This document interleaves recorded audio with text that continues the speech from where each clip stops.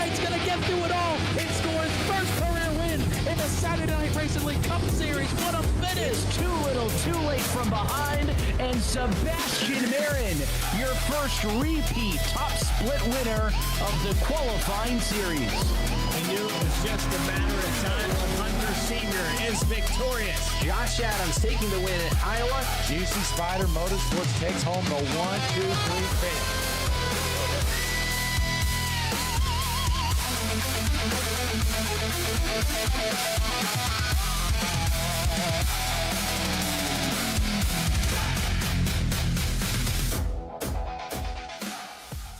Drivers, start your printers.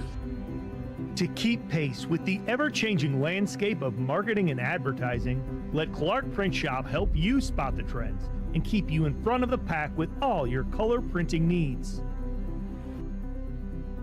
From business cards to invitations, menus to mugs, we can print anything you need on paper or your choice of over 3,000 promotional items. Visit www.clarkprintshop.com to browse our online catalog and place your order today, or call us at 276-889-3426. For a limited time, use the code iRacing for 23% off your first purchase. The staff at Clark Print Shop looks forward to handling all your color printing needs.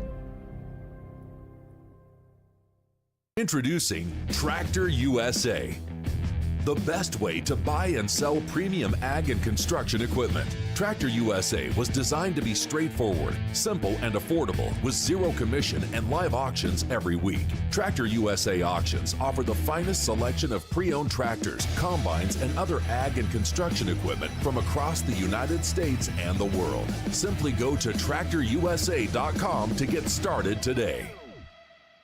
Walking and Rolling Costumes started when my son Reese was born with cancer. So when I was 3 years old, I got my first wheelchair. And he wanted to be Wall-E for Halloween that year. And so I knew you couldn't buy a costume to go on a wheelchair at that time, so I knew I had to build one. My dad ended up building a Wall-E costume out of a Dell computer box.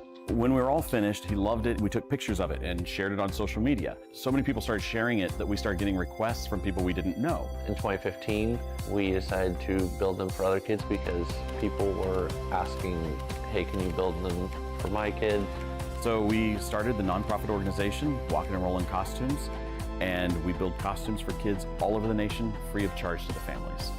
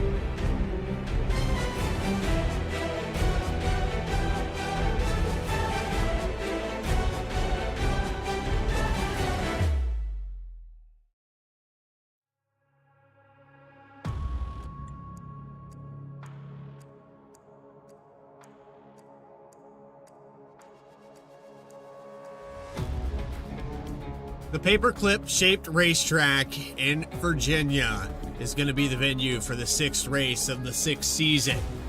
But what these drivers haven't encountered yet is the temperament of what it takes to get around a short track. One of the toughest venues on the schedule.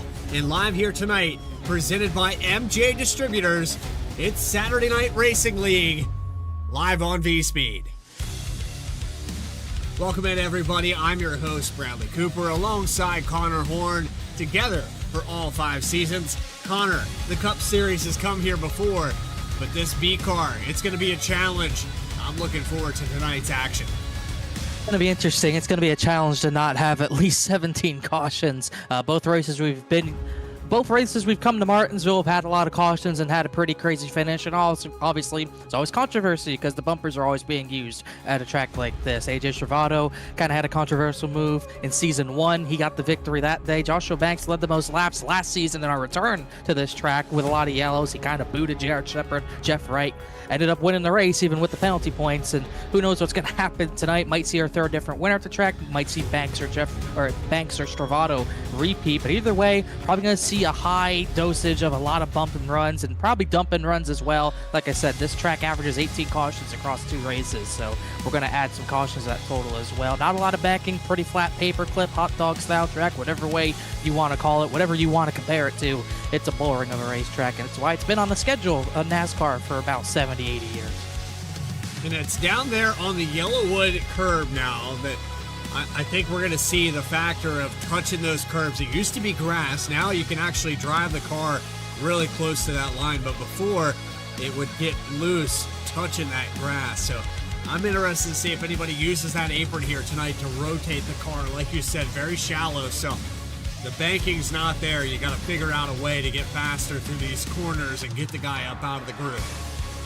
You probably won't see people around the Yellowwood paint, even though there's more grip there. It's a little bit too much to get over that curb and use it for grip. We've kind of seen this track go through a change. Obviously, dynamic track doesn't really make too much of a difference at short tracks like these, but it was easier to get the outside line going. But for what we've seen in the pro races as of late, that outside line, that second lane could be in play tonight at some point. We'll just have to wait and see. Jeff Wright's going to try to go for a series-leading third victory. He's already leading the series as the only multi-time winner, but Joshua Banks dominated Darlington, finally got in the winner's circle after multiple green-white checkers. 6th in points now after a rough first 2 races of the season.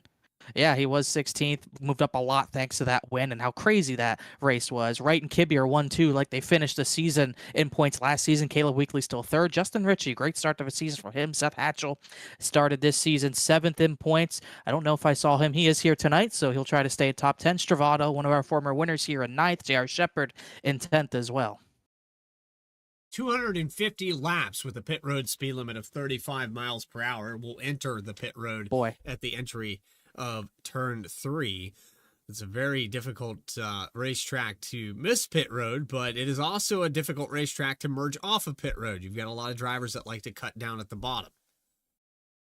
Yeah, we don't know if we'll see green flag pit stops, but obviously even under caution flag, it's kind of a tough pit road to get onto without hitting the guy in front of you. Might see drivers cutting pit stalls, stuff like that. Could see contact on pit road as well. You'll see contact anywhere. You can even go through the garage area at this track. We'll probably see contact there. So with that, it's time to take you down trackside, get the grid up on your screen, starting on the top spot with a bit of a mic drop there. At the end of qualifying, 9/1000ths of a second, J.R. Shepard is going to take the pole. He beats Dakota Floyd with a 19.641. So it was 0.08 of a second.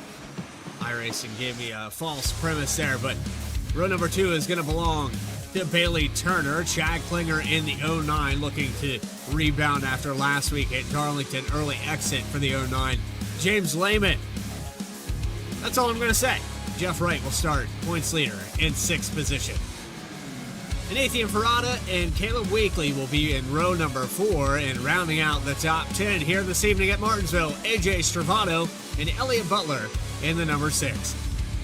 11th position will be Ryan Carwile. He is right in the mid-pack of the points. Really hasn't been the greatest start to the season for him. 12th is Kenny Kibbe. He's runner-up in points. Justin Carey, good qualifying effort for him after getting pole at Daytona. He starts 13th alongside Bryce Shoemaker in the Coca-Cola scheme this week. He starts 14th.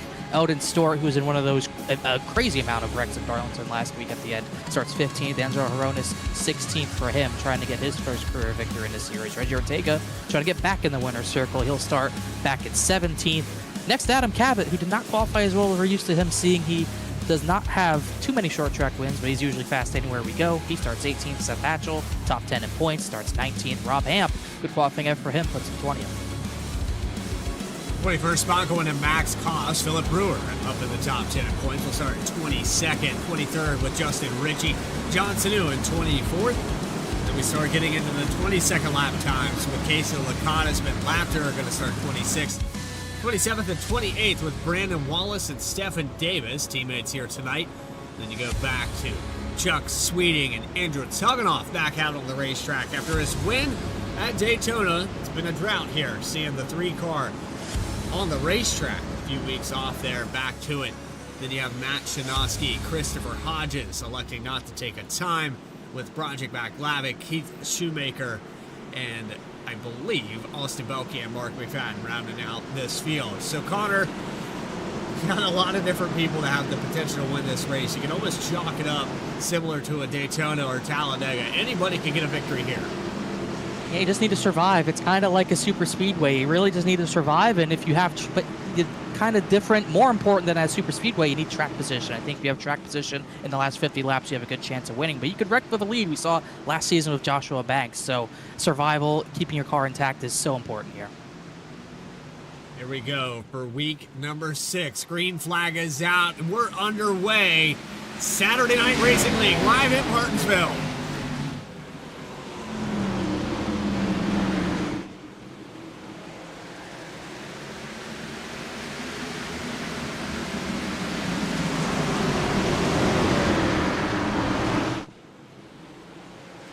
Leading lap 1 from the pole, J.R. Shepard holds on to it. Bailey Turner gets to the inside of the 57. And he'll take the second spot away right out of the gate. I don't think J.R. Shepard forgets what happened when we came here last season. Joshua Banks might have led the most laps, but Shepard had the race won. Late caution comes out. We get a re-rack, restack, and Banks ends up taking him to 48 out of contention. He goes on to win that race. Shepard wants redemption. He's going to try his hardest to get it. Yeah, that race at Darlington, it goes down, in my opinion, as one of the races that stands out. We've had cautions dictate the outcome, but a lot of races where we've had those late cautions, the guy that led the most laps ends up back up there. Jeff Wright's had that happen a few times already. 2 wins on the season. And how many times have we seen a late race caution mix this field up? Well, last time at Martinsville, Shepard was going to win. Late yellow takes him out of it. And then obviously last week, like you mentioned, at Darlington, Kenny Kibbe a lap away from winning that race. Late caution comes out. 2 tires on Joshua Banks' car. Ends up winning him the race. Obviously, Kibbe kind of spun his tires, but I think obviously him taking 4 tires instead of 2 made the bigger difference there. So you just never know what's going to happen. Doesn't matter what track type we go to. That's always a risk of happening. The track temperature going to be a little bit of a factor here this evening. 71 degrees in the ambient air, but 104. It just went up a degree as we started talking about it. It is going to be a little bit slippery, and if this track continues to increase in temperature, it's going to make that more difficult to come off this corner. So we're right on board with Weekly. This is weirdly to me, it's never been a track that I raced a racetrack at. I think this track's self-explanatory enough. You get into the corner, you hit the brakes hard, you get to the corner, try to wrap the bottom as best as possible without hitting that curb, and then get off the corner pretty easy on the throttle to get out of the corner as the tires were out. This is one of those tracks where you, I think, race the drivers. I think more so than the track, because I think the track is mostly self-explanatory unless you're running too much rear brake and get sideways entering the corner. Something like that could possibly happen. But you're racing these drivers more than the track for a change, I would say, is you're going to be bumping and banging right next to someone all race. I mean, you say that, and then I don't know if there's something wrong with our telemetry, but the track temperature has come up 3 degrees since we mentioned it, and it continues to go up. And I'll tell you right now, it's not a glitch. You know, obviously it's a hot track temp, but we have 36 cars. That's going to generate even more track temp as these cars keep going around at a track this small. So no, that's not a glitch. This track is heating up more and more. So is the battle for the lead, because Bailey Turner has been poking his nose to the inside of J.R. Shepard, and Shepard's finally giving him the lane. But like we were talking about, dynamic track, the new tire update, I don't think the aero update would have much to do with it, but that outside lane is going to become a factor later in this race, I think. Side by side for the lead, 0.02 of a second off of turn 2. Billy Turner going to get back to the inside as they come off of turn 4. A drag race to the start-finish line. Shepard's going to lead. It's single file behind this. And they're really not slowing each other down too much while they go side by side. As a matter of fact, they were still faster than James Lehman, who's up to the 3rd position, as Shepard pretty strong on that outside line. And this is something drivers are going to be seeing who are in the top 10 watching that battle for the lead, how high he's going in the center of the corner. He's not really spinning the tires too much. Maybe he's hurting the right front. We'll see if we get some sort of run in, but he's going way high up there and getting a great run off the corners.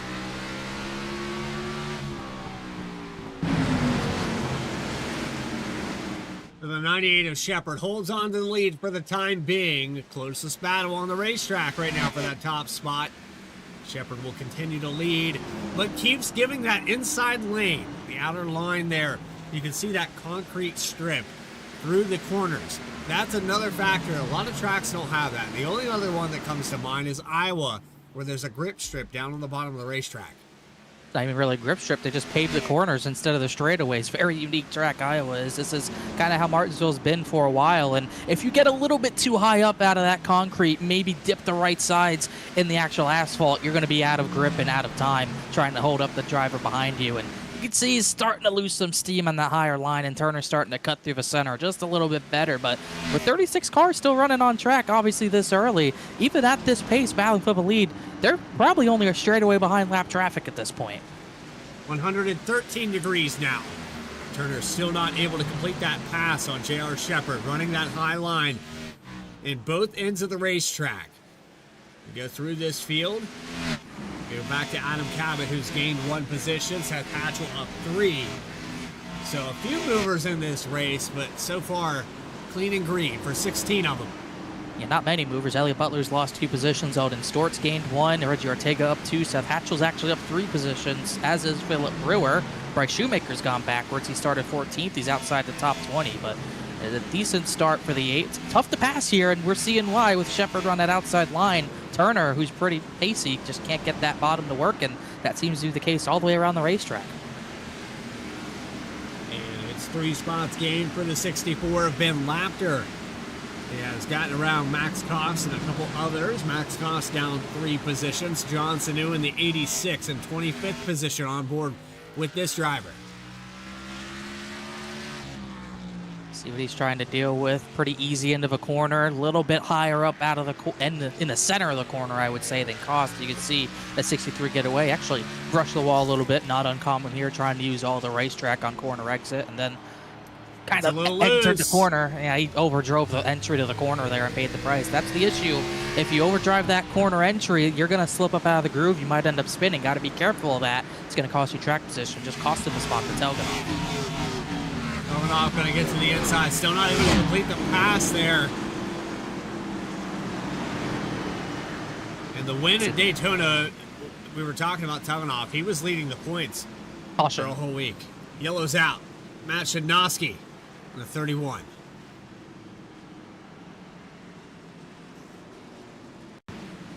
Yep, first yellow. Good run to start the race, though. Shadnowski's maybe going to be the first one. Well, he's definitely going to be laps down. He reset. Running about 23rd or something around those lines. Oh, all right, he just went straight. That looked like hardware of some sort. That probably is the reason for the reset there, because pretty minor damage there in the right front. Martinsville, another aero track, you could get away with damage like that. But he was running around Casey Lakatos in the 50 car. Only really had one driver in the top 15 pit, and that was Justin Carey. And I think that's because he had some left front damage. I think he had to slide out of a corner somewhere, maybe hit the inside wall, because I don't see any drivers around him who had damage. After him, it was 22nd place Justin Ritchie who came down the pit. So really not a lot of takers on pit road, and reason for that is obviously track position is pretty important. So most of the drivers at the front, even after a run that was 20 laps long, you don't want to take your tires and go into traffic, because who knows what can happen back there. Grandfather clock on the line. I think they should give away hot dogs Really? at this place. Yeah. There's a grandfather clock on the line? I didn't know that. I would have raced. I need one. And I don't have one. It might be a cuckoo clock after we're done. I'll take it. Everybody in the chat, though, Putting ambulance emojis.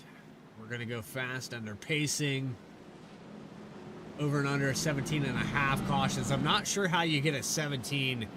I've not had a half yellow here at Martinsville. I've had full yellows, and I know that this track is notorious, but right now, the way it's sitting,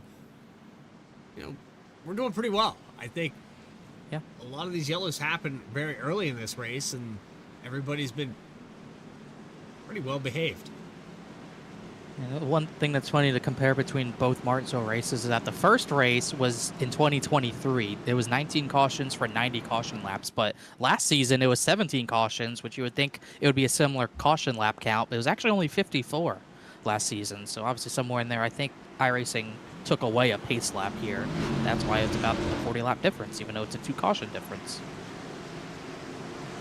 How about Dakota Floyd picking the outside here? Well, it worked for the 98. Let's see if this works out for Shepard. Gonna keep it up top. On this restart, gonna come off a turn 2 with the advantage. Used it to defend the lead just a moment ago. Gonna continue to hold that spot through 3 and 4 by just a nose. 98 of Shepard holds the spot and will take over the lead again. I think later in the race, you would see Bailey Turner move up the track, try to lean on him, push him maybe too far out of the groove. But right now, obviously, don't want to rough anyone up too early, make an enemy before you get to the final 50-lap run or so. So 24 is going to be courteous with him pretty much until there's no time to.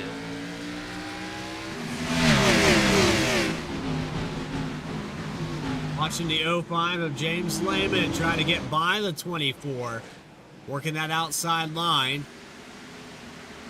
There's the 57, who started in second place. 09 of Chad Klinger. Side by side, the top 5 all over the place right now. Lap 27. And Lehman kind of slip up the last lap. Dakota Floyd was able to get to his inside, but just can't complete that pass. Same story. That outside line kind of came in as kind of the better line, a great line for defending earlier than I thought. There's Kenny Kibbe, who worked his way up the second in points to start this race off. Going to go by Caleb Wakely for 11th. Gets right up on the bumper of the 6, going into turn 1. Kibbe all over it. Another spot lost. And the other fireworks that we didn't mention in the pre-race. If you recall this happening previously on Saturday Night Racing League. Caleb Wakely behind the 17 in the closing laps. See, if anything like that happens again, they're both trying to get through the field at the same time. Cabot, I think that restart kind of played in his favor. He's able to be up 6 spots. Wakely's kind of going the opposite direction. He's back 5 spots from the start, as I think I saw Ben Laffer have a little bit of a slide right now. And I haven't seen too many drivers fall out of the groove, but if you enter kind of in the third sort of lane in that concrete, it's pretty easy to have no grip up there. You'll fall back into the asphalt, and if you go into that asphalt on the top part of the racetrack, it's almost like you fall off a cliff. It's like negative banking out there. It feels flatter than what the bottom grooves of the racetrack are like, even though I don't think it's the case, but it certainly feels that way in the car. Another stab at the lead. 24 of Turner is all over J.R. Shepard as they go into 3 and 4. This time off the corner, Turner has the advantage. Just barely loses the lead as they cross the stripe. Just not able to get enough drive off the corner, and that's because you really want to keep the rear tires on it. If the rear tires go first, you're going to be in trouble because the fronts are not going to be too far behind, and you'd have to be so conservative on the gas pedal on corner exit, and that's what he's, kind of, not only is he trying to stay off the 98, but he's not trying to light up the rears. Turner still yet to lead a lap. Got really close there a few ago. James Lehman.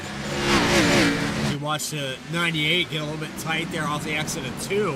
Brushes the wall, opens up the door again for the 24. He's going to continue to let him have this inside.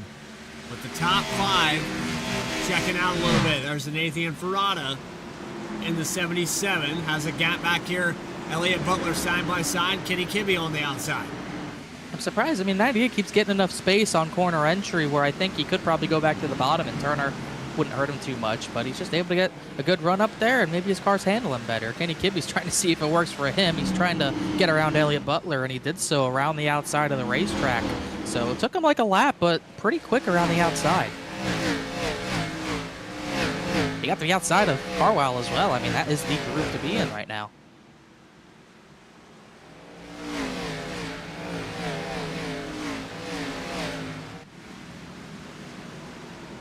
Seems to be flushing out here on lap 37. We single file for in the entirety of the field all the way back.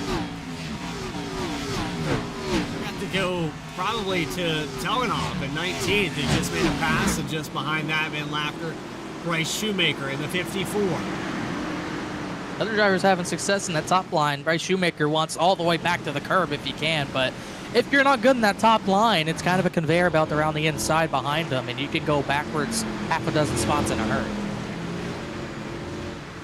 Going to brush the wall here off at turn 2, and now the 18 to the inside. Rob Hamp's going to go by. Chuck Sweeting taking a peek through 3 and 4 on board with Bryce Shoemaker. Cool collected, got some, I don't know if he's streaming, but it's like he's got telemetry on the left side and business out the front. I was almost said windshield. I'd say the front monitor makes more sense, but he also has the windshield. Well, you said business in the front. I think it's party in the back. Look at the hair. Yeah, I would say so. Not sure if he's having a fun party. He's kind of fallen back the past few laps. It was 19th when we started on board. He's fallen back to 25th.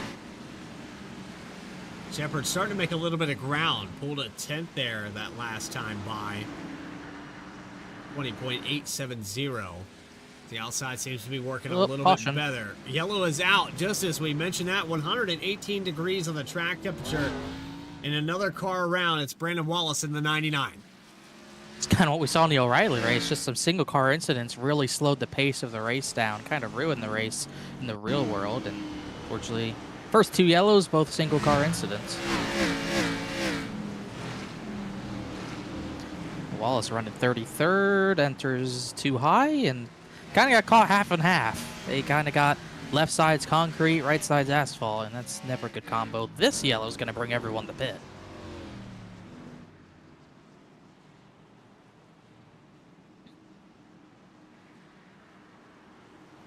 I don't think we'll see any gambles here. Chuck Sweeting stays out. Chuck Sweeting going to gain a lot of positions. He was back in 25th spot. Justin Ritchie stayed out. He pit on the last caution 20 laps ago, so I'd say that move works out. Looks like maybe Chris Hodges as well. And Keith Shoemaker.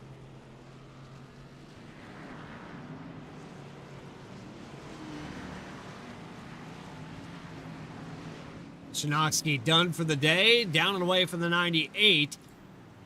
And the top 3 stay out. So it's going to be Chuck Sweeting who gets a lap led. He actually brings it down pit road. It seems like some of these guys caught off guard. Chris Hodges comes in. Justin Ritchie.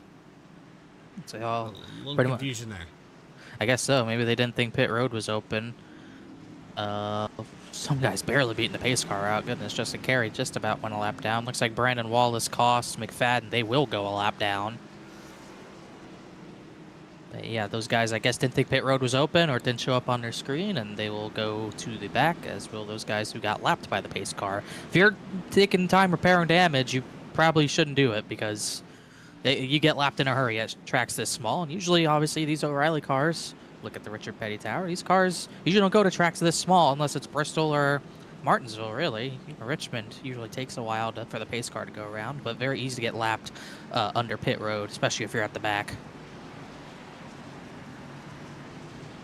So it's Shepard with the lead as the lights go out on the pace car. 98 has led every single lap with the exception of those under that caution. The side-by-side will continue between Bailey Turner and Shepard for this restart. 09 and Chad Klinger up 1 spot. He'll restart on the outside in 3rd. So we get set back up for a green flag. Lap 46 out of 250. It's drag race at the paperclip again.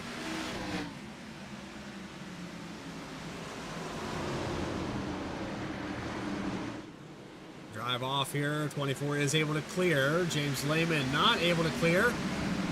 Jeff Wright on the high line, looking to get his third victory. 48 car starting to turn up the heat. Got to the outside of Dakota Floyd. Floyd didn't really have a good pit sequence there. I feel like he lost a few positions. Just got a boot from AJ Stravato to go with it. He'll fall back to 5th. Oh, and he gets a hit by Gibby. Holds on to it. That was a good recovery. It is really hard to save a car sideways in the braking zone here. That was tight. I think he pulled up in front of Kibby, and Kibby still kind of entered like no one was in front of him and gave the 57 a pretty good tap. Cabot up 9 spots, Kibby up 4. They battle here for the 8th position. A lot of spots gained here for the 17. Look to see Adam Cabot towards the front at the end of this race. 2x2, 57-33 in front of them, side by side as well. Cabot getting into a bumper of a 33 that kind of let Floyd clear of a 33. Got into a left rear Stravato on corner exit just a little bit.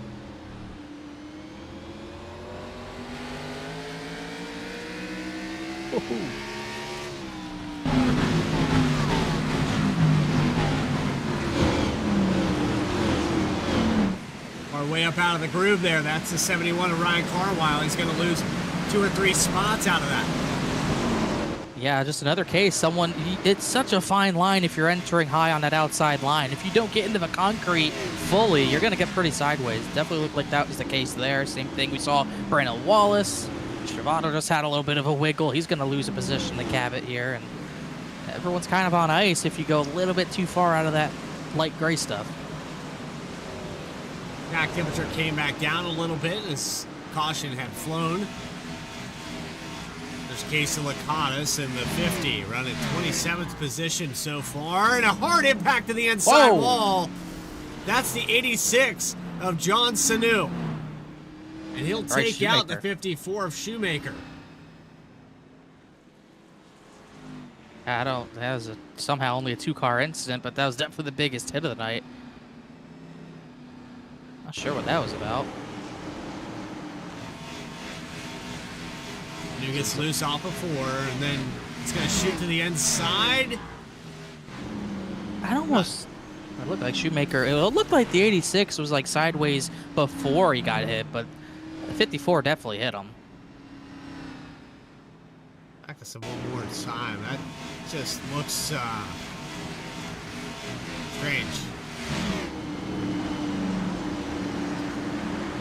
It definitely looks like the 54 punted him into the corner, and somehow Casey Lakatos got through it. Let's look at it from the blimp camera here. Yeah. And he just can only assume Shoemaker from his point probably has a deeper braking zone than John Sanu, and 86 checks up earlier than he's anticipating, and it just puts him dead left of the inside wall.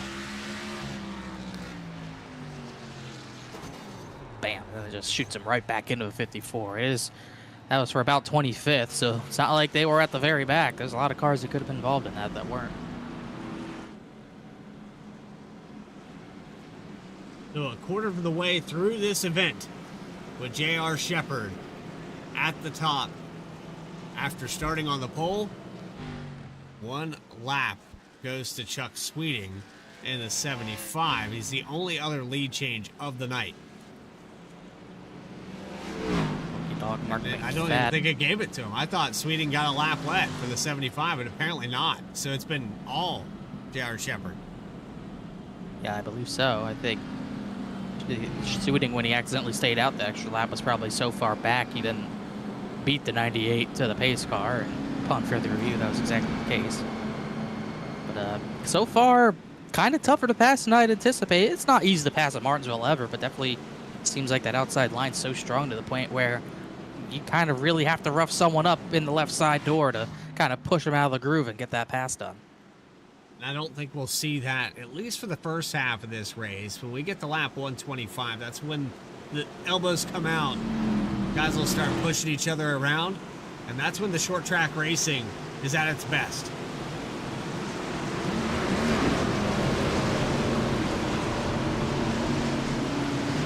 Shepard on the outside for this restart. Third time today the pace cars had to pull off, and here we go again.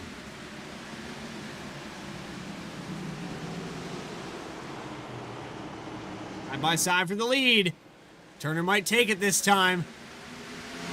Maybe it is too early for it, but if I'm Turner, I'm trying to get into the corner first and then kind of shove him out of the groove a little bit with my right side door. Just try to force him out of room. That was the best exit out of 2 we got, but he's just not able to carry enough momentum on exit. And this does allow James Lehman to get to the outside. Lap 58, approaching that halfway mark.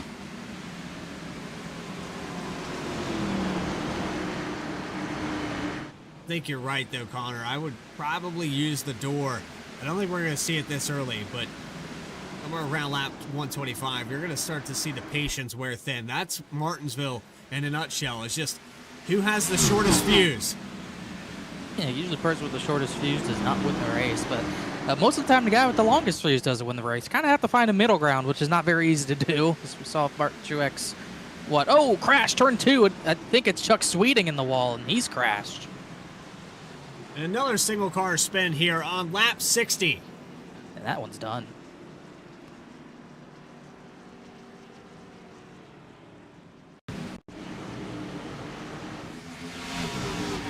He's running about 18th. I had the 18 of Rob Hamp right behind. It's loose. Hamp runs into him, and there it is, inside wall.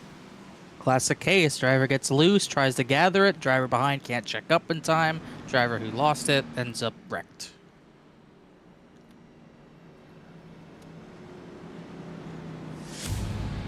Well, we're going to take a quick commercial break here on VSPEED. You are watching the Saturday Night Racing League presented by M&J Distributors.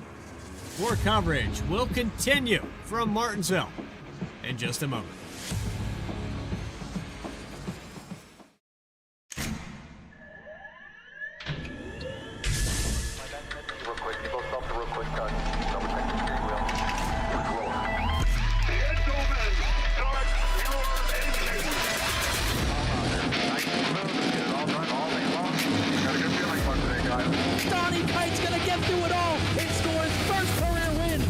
Saturday Night Racing League Cup Series. What a finish! It's too little, too late from behind, and Sebastian Marin, your first repeat top split winner of the qualifying series. We knew it was just a matter of time when Hunter Sr. is victorious. Josh Adams taking the win at Iowa. GC Spider Motorsports takes home the 1-2-3 finish.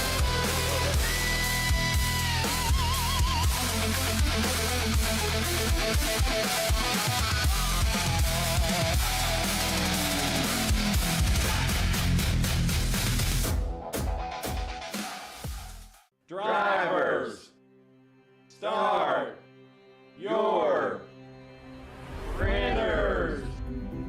To keep pace with the ever-changing landscape of marketing and advertising, let Clark Print Shop help you spot the trends and keep you in front of the pack with all your color printing needs. From business cards to invitations, menus to mugs, we can print anything you need on paper or your choice of over 3,000 promotional items.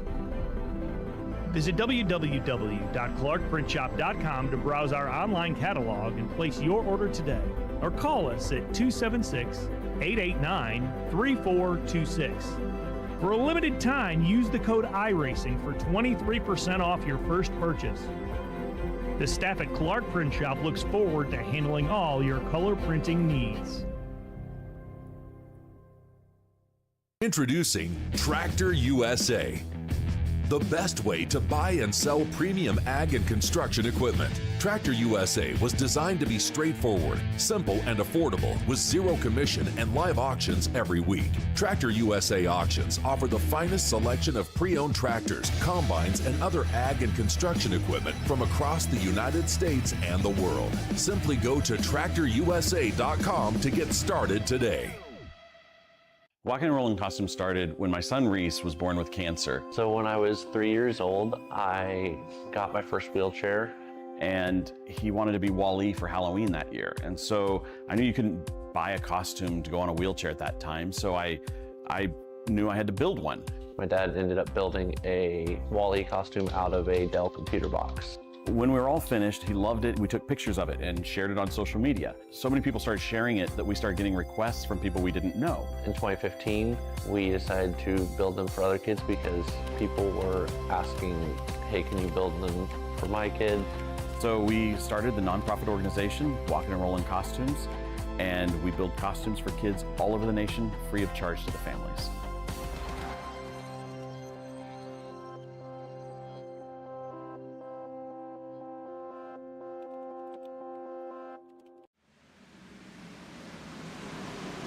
Here live at Martinsville as we watch a battle for the top 4. Our Shepherd, who's led almost every lap, I believe every lap here tonight in the 24 of Bailey Turner, has been hounding on the inside. You have a side-by-side behind him for third. James Lehman looks like he might just get the best of Chad Klinger this time. A caution is out. Justin Ritchie in the 55 is around. Somehow, maybe another single car spin. Couldn't tell if anyone else was involved in that.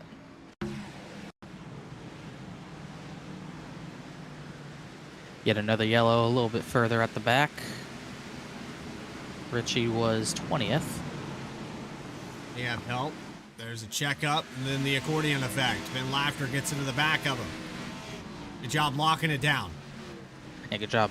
Yeah, if he rolls at any point, one of those 6 drivers probably hit him, but definitely, you know, accordion effect happens when everyone's running the bottom. Eventually it stacks up somewhere, kind of like at a super speedway end of a corner when the draft eventually stacks things up. Bound to happen, and Ritchie was just the odd man out there. Jeff Wright's going to come down the pit. Looks like the 48 on the pit road. Gives up some big risk, gives up a lot of track position. We don't really know what the fuel window is. We never really kind of talk about that at Martinsville, but could be a move for that maybe. But he was a lonely driver on pit road. Stephen Davis was the next driver to pit, and he was back 25th.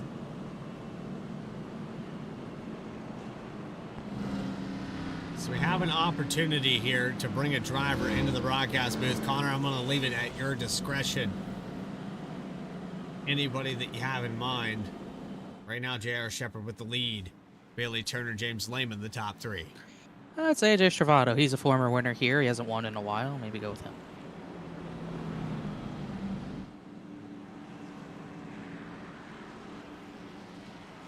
Looking for Stravato. In the S category. 2 to green probably here. AJ Stravato and Sad Boys. AJ Stravato, it's Bradley Cooper and Connor Horn in the broadcast booth. You got a copy? Yes, sir. Well, AJ, previous winner here at this racetrack as we're getting close to 1 to green. 33 car on the inside. It looks like it's very difficult to pass tonight. It's pretty dang difficult to pass, and the setup the way it is, if you go in just a slight bit too hard, the back end kicks out. So it's tough, but it's been fun so far. So yeah, just hoping we can have a chance here at the end. As we double back up, it looks like you'll be on the inside of Elliott Butler, hanging around that top 10. Will we see the 33 up in the top 5 in a minute? Could get on the damn outside line and restart every time I'm on the inside to lose a spot. So. Well, hopefully it cycles out for you. Good luck out there. Thank you, brother. There you have it. AJ Stravato looking to get to the outside. Can't say I blame him here, as we've watched the 98 defend the lead repeatedly from that outside line. Green flag back underway.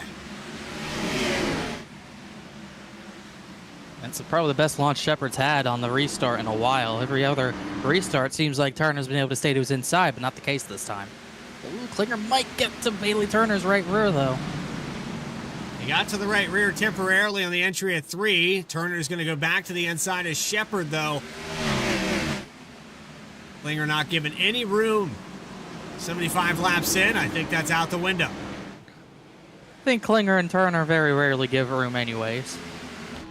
No different here, but Klinger just can't get the same grip that the 98 seems to get. Could be dirty air, even at a track this small, but it just doesn't seem like he's rotating as good as the 98 is. He's able to stay in front of Lehman, but just can't grab the right rear of Turner, and Turner's pretty strong on the inside. Watch the telemetry here. I haven't seen any downshifting. Sometimes spin. that's Oh, we got a the crash. field. Jeff Wright's in it.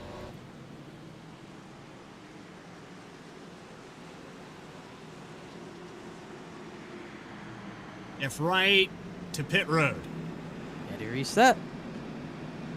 That's why I was worried about him pitting, put himself at the back. We talked about it earlier, and sure enough. And 4 wide at Martinsville. Okay. Something had to have happened in 3 to be that jumbled up. He just got in the Mark McFadden, and then he got a boot from Richie, and he might have hit the barrels. Yeah. And I think that immediately blew his engine. That's why he reset. Let's see if... I can't imagine they were just naturally 4 wide, but I guess we'll find out. Check yeah, him out something ahead. happened. It's ahead of Belkey. Looked ahead of Hodges. I still don't know.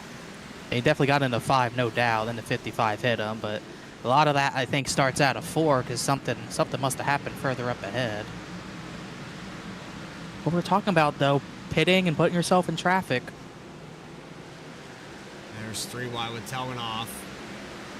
18 to him. There's a checkup with Lacatus. Everybody's trying to avoid. That happens even further ahead. I think it's been Laughter and Telganoff. I think you're right there. I think they looked 3 wide and maybe someone got squeezed. Kind of stack things up. Nonetheless, that puts your points leader on pit road. And Shepard's going to continue to lead some laps.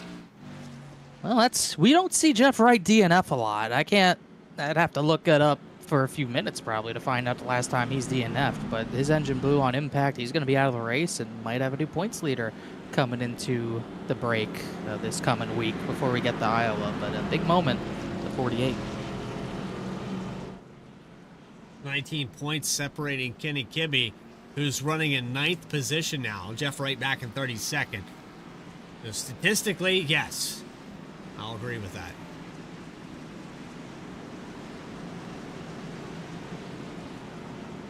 Get the 1 to go. Shepard takes the top. Turner obviously doesn't have a choice. He takes the bottom. No choose rule yet.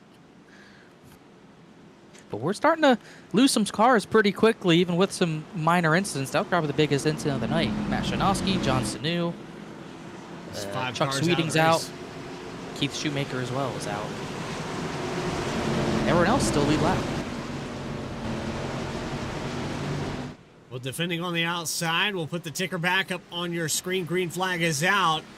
And now with the recap of 6 cautions. The over and under was 17 and a half. Still got a long ways to go, though, as we defend the lead. I think if anyone might get aggressive, it might be Lehman right on the bumper of the 98, but not enough to root him out of the groove. He's going to get to the right rear of Bailey Turner. Looking 3 wide. Oh, Chad Klinger spinning. Front of the field. Dakota Floyd hits him. Reggie Ortega's in it. Boy.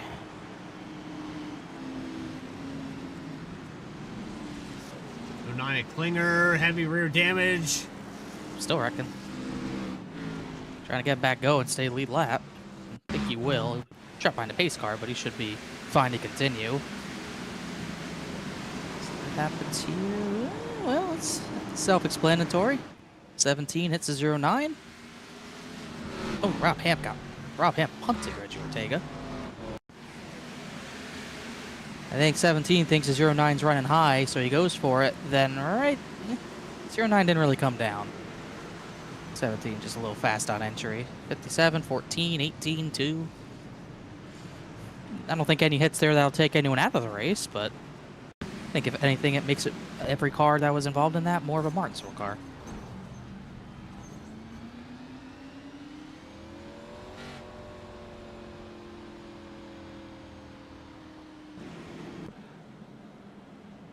So the caution flag flies. We're not even at the halfway mark, and already 7 yellows here today with J.R. Shepard leading every single lap so far. Turner, Lehman, Butler, Cabot, the top 5. Rested to see if there's any penalty points there for the 17, but I'll post-race if it will be. I think I have the race Jeff Wright last DNF'd in. I think it was Rockingham of last season. which was September of last year. He did not finish at Rockingham even after leading the most laps. And that was early in the season, and he got a Yep. championship out of it. So, Sure, Jeff Wright probably won't see it that way, but yes. silver lining. That's how I have to go with it. Yeah. Pretty much the same system. Slightly different points, but chase is all the same. We've been doing it the right way here at SNR for quite some time. Yeah, NASCAR copied them. Yeah. It is what it is. They tried to get him to stop. You know, you're stealing our point system. You're like, nope, we're NASCAR. So we go from VSPEED odds to now the point system. NASCAR just taking all of the pages. SNR books. Interesting, though. I gotta ask you, Connor, and I'm sorry if I cut you off there, but is this the point where you rough them up?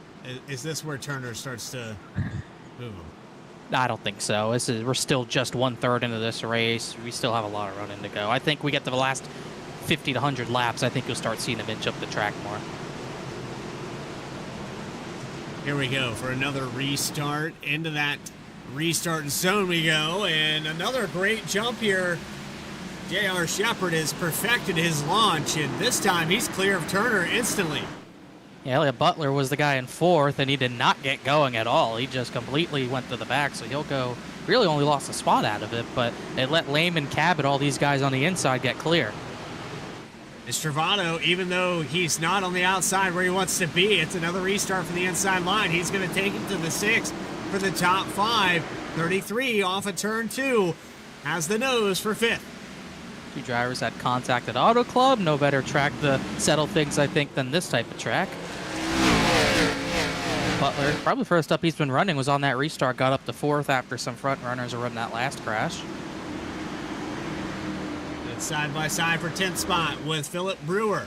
10th in points, Nathan Ferrata in the 77, not quite clear there. Into the entry of 3, Kenny Kibbe in 8th. Top 10 still right on top of the jump. Ferrata keeps trying to squeeze him into squeeze him out of room and just not quite able to do it. Still on that Brendan Gaughan throwback. Whoa, Kibbe had a big wiggle. It's the second time I've seen him do that. He's been falling back because of it. Now he's going to be outside the top 10. There goes Angelo Horonis by. It's been quiet this season for the 29, but this is a racetrack where we know statistic-wise Angelo Horonis does well. 29's led some laps at this place. Led some laps at this place, gotten some decent finishes every now and then. He's at least ran up at the front in majority of these races. Still looking for that first career win. He actually only got, oh boy, slipped up. Rada overshot the entry there into 3, and that allowed Brewer to go by, so now put the 44 in 8. And that happens very often. Yeah, you know, whenever we've seen it all the time. You send it into a corner a little bit too fast, you're going to lose the rear of the car, whether it's because of the brakes or just because of a transition onto the concrete. The rear of the car gets angry here pretty fast. Riding on board with Kenny Kibbe as he'll take it to the inside. Hold it down there on the bottom. 11th spot. Reggie Ortega in the background just had a problem. Ortega got loose. Trying to climb through the field. That car's pretty hurt. Trying to get the outside line going. Left front damage, right rear damage, and nowhere to go. Maybe his confidence damaged after being in a crash he wasn't the cause of, but still running top 25. Behind that, Brandon Wallace in the 99. We saw him part of an incident earlier in the day. We're going to ride on board. We have driver camera footage on board with the 99. Had that spin. That's a hot dog, right? Where are we looking? I'm not seeing the hot dog. Oh, that. Yes, I'm seeing that. All right. See the hot dog. I refuse to look at the lettering. You can. I'm just here. Adam Baker sees this video get flagged. He'd be like, what the heck were you talking about, Bradley? Hot dogs. Martinsville. That's what you write in the appeal. It says, Your Honor, I was talking about hot dogs.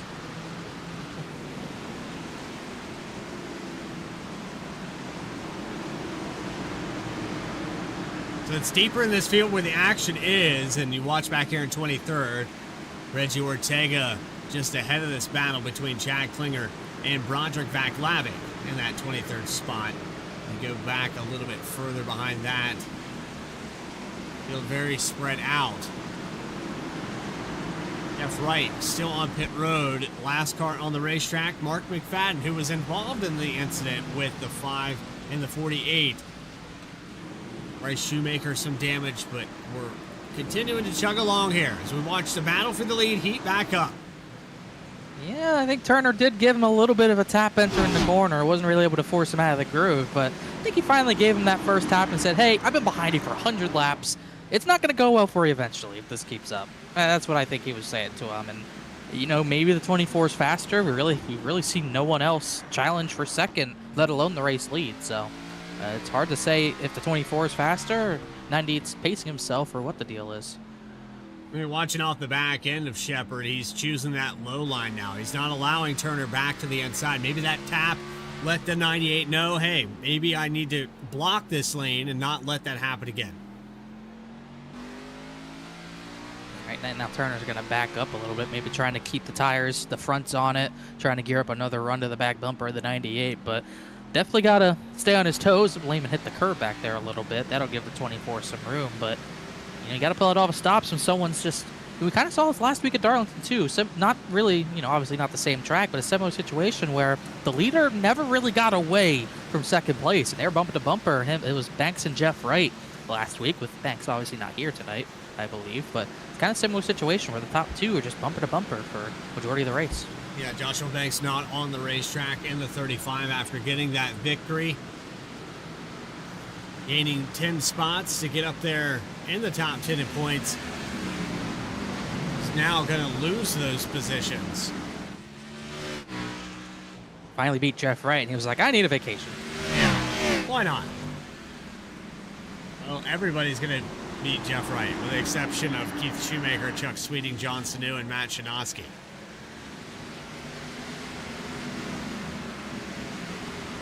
This is probably the most spread out this field's gotten. They're still side by side in the mid-pack, especially, as I say that. Farada Brewer side by side. They've been battling for position this whole run. It's now for the 8th position. As I said, they were spread out in the mid-pack. They weren't in the mid-pack, and the caution's out. I think it was Austin Belkey. Well, he's back rolling already, so this is going to be a quick spin. There's contact with Hamp. Coming off of turn 4 into turns 1 and 2, and on the backstretch is where it goes wrong. Well, yeah, it's looked like Hamp got a hip check in the middle of the corner, and then there was a little bit more of contact from left front to right rear. With Net Cody, and then 18 was kind of down the track. Contact ensues. I think those are some Martinsville tempers, I would say. I don't think either driver, at least from what I hear on the radio, not agreeing on who calls that. And meanwhile, everyone's on the pit road. Not Caleb Weekly. The third in points going to stay out on the racetrack. 29 laps on the stint. He'd actually pit a little while ago on that last caution. So 13 car has the potential to lead some laps. See if they come back down pit road. Hodges stayed out again. Shoemaker stayed out.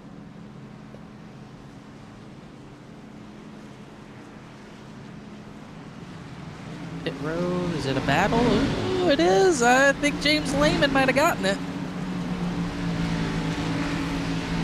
Uh-oh. And I think someone got dinged for speeding. And it's the race, the guys dominated the race. Caleb Weekly did stay out. Also looks like Dakota Floyd sped. And Ryan Carwile.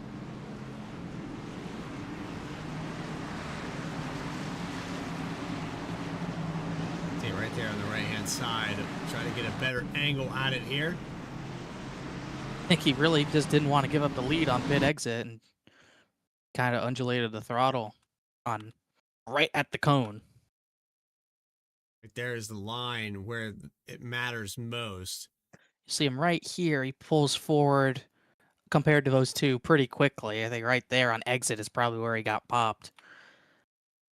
But 3 drivers, Floyd, Shepard, and Carwile, all nabbed for speeding. Pretty crucial time of the race, too. Pretty deep, almost halfway in the race, and guys dominated the race, plus 2 other drivers that have been top 15 all the way to the back. And now a new name up front. And this is not because of the speeding penalty, but because of strategy. 20 plus laps on the stint. But the tire fall off has been pretty minimal, even with the hot, slick racing surface. Caleb Weekly is going to find his way to the front. Be the first lead change of the night. Green flag is out, and a decent jump, but a little bit of a blockade as we go into 1. Stravado gets a hip check, and he's knocked to the outside wall. I don't know, Stravado missed a shift or something, and then, I don't know, Elliott Butler decided he was going to boot him for it, so 33's got big rear end damage. Weekly's up the track. Turner's got the lead. Shot there on the exit of 4. Caution. We're going to see another battle for the lead, but Justin Carey's around. Rob Hamp, Austin Belke involved. Maybe there's a chapter 2. The back. Oh, no, they're not near each other. Well, now there's 3 wide out of the corner and no room for it. Belke just, it was a bystander of it. I think Rob Hamp decided that's enough fun after that. We need to go back a little bit further than this and watch that pass for the lead. Bailey Turner restarted 3rd. He got a good restart mainly because the 33 didn't get going, so it's really just these 3, and Weekly just doesn't have the grip that these 2 in front, and Weekly decides to run the outside lane. Maybe a little bit of a shove into the corner. He's just sideways, and it's almost like the perfect pick play for the 24 to get the lead.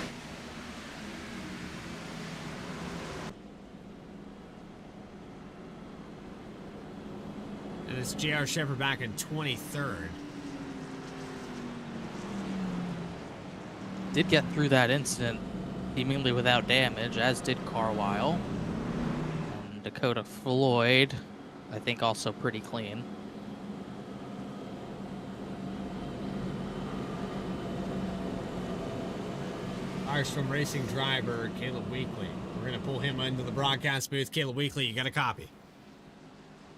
Yeah, I got a copy, Bradley. Well, it looked like maybe you got moved. Yeah, Lehman was right on my bumper, and I got all the air off my rear, and I about looped it around. But you know, hard racing here at Martinsville for the lead, but we're in a good position right now. Now, the strategy you pulled here, Caleb, to put this car in better track position, do you think it holds here? I know it's only 25 laps, I think, under green. So, what is your opinion here on the tires, and are you going to be up here at the end? Yeah, so we lost 8 positions from restarts. So I was trying to get off strategy. So if I can be in like the top 13 after when I have to pit next, I think this will be a net positive. But if it doesn't, I'd rather take a risk and have it backfire than just play it safe and be 20th.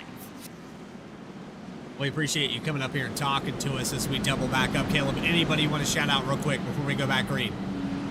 Grandma Weekly, we led some laps, and FireStorm Racing. FireStorm Racing driver Caleb Weekly getting ready to restart here in 4th. Good luck. Thanks, Bradley. All right, so almost looped it around. There was a lot of traffic up towards the front. As we're just shy of that halfway mark. Lap 117, green flag back underway at Martinsville. Big jump here for Turner. Yeah, this will be interesting to see what type of pace he's going to bring to the front of the field. Now, he's got the track position. He might be able to set a faster pace, maybe pull away from Lehman. The older tires, we just talked to Caleb Weekly. He's going to try to hold it up here. He's on the other side of the 17 this time into 1 and 2. Cabot wants him to go, keeps giving him the boot, wants to go 3 wide. Hatchell got out wide in 1 and 2. Yeah, Kate Weekly had to give the room to Cabot, but yeah, Hatchell wide, missed entry. Philip Brewer missed entry, might have gotten the boot from the 1, and the caution's out again. And it looks like it's a Roderick Vaclavic. 7.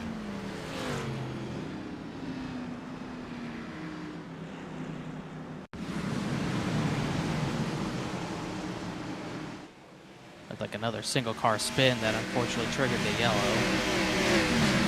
We were 3 wide there ahead of that. Oh. But glad I gave the boot the laughter there. Put him into the 50.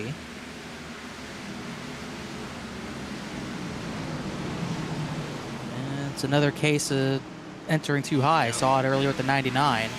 Kind of unfortunate that was a yellow. He really didn't even spin, but no live admins in this series, so no choice but to have automatic yellows.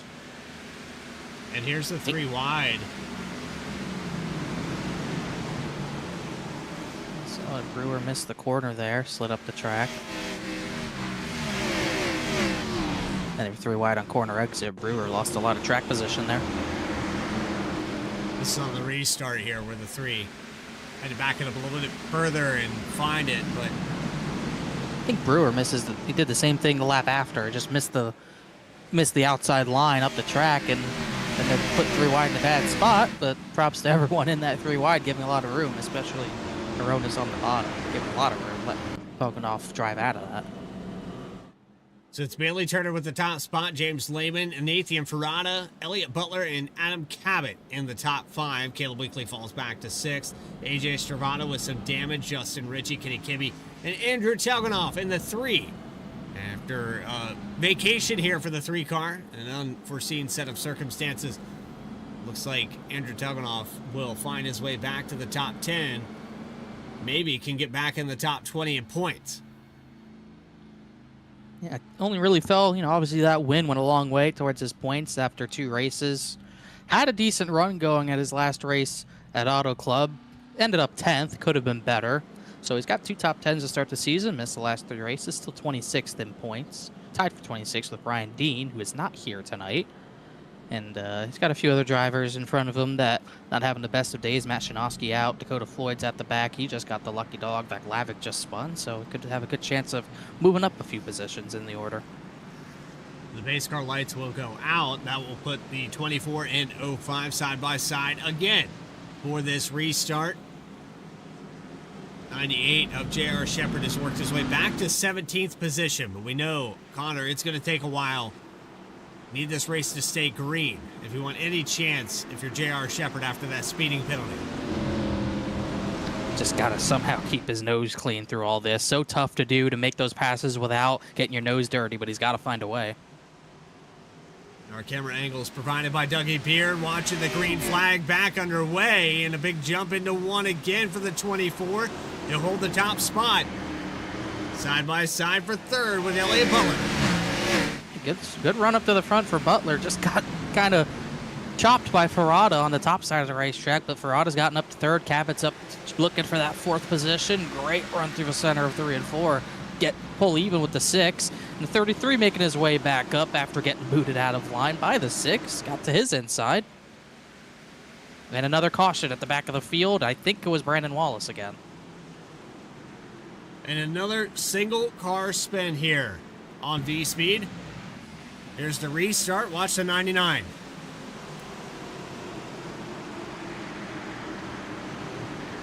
Just trying to check cars.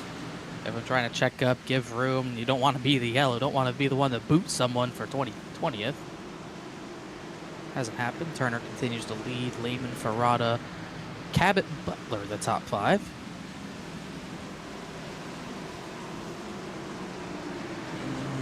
Yep, same thing. Yep. Just Reggie Ortega got a little sideways there as well, I think, watching a 99. Another one that probably didn't need to be a yellow, but we've seen it so many times already tonight. If you enter too high up the racetrack, you're going to get loose and probably slide that thing out of control. You guys got to be aware of that. We're going to take another quick break here on VSPEED, take you side by side, just past the halfway mark. And when we come back, you better have the volume knob ready. Live here on VSPEED Martinsville for Saturday Night Racing League. Continues second half right after this.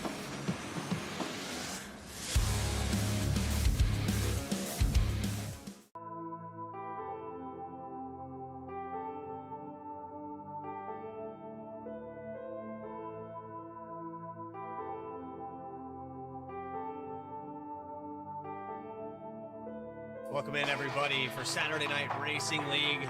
I'm your host, Bradley Cooper. Gentlemen, start your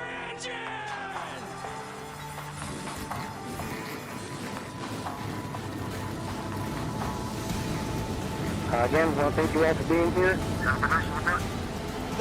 cars, green flag at Daytona. And it is a cluster back here for the 15th position. Haley Turner, lead him down. Turner, Stravado, Jeff Wright. We see some lockup, big lockup. Rewind for seconds. Sturgeon clears all of them. Comes down a little bit here in the entry of one. Porter might just try to run him out of room here. Oh, he bumped in the wall. They're going to crash. They both crash. Ray Massey's going to win it. Are you kidding me?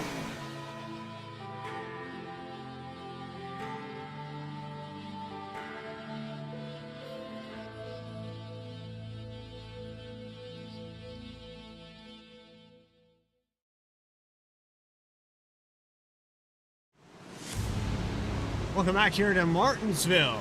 Bradley Cooper and Connor Horn up in the broadcast booth just at the halfway mark. Green flag is out and we're back underway. And I think, Connor, as we go to this lap 131, we see some drivers get loose. I think we found the window of opportunity. We need to go ahead and get loud, presented by FireStorm Racing. Richie stored up the track, but we might as well do it before another single car spin. It's looking like an opportunity here, so let's do it.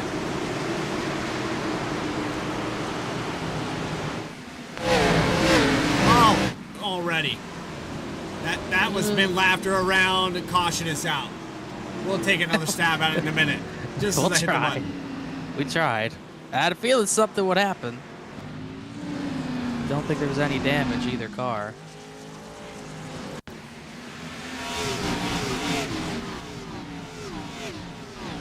I think Brewer, I don't know if he came up the track or Laughter was kind of down the track, maybe a little bit of both. This is just outside the top 10.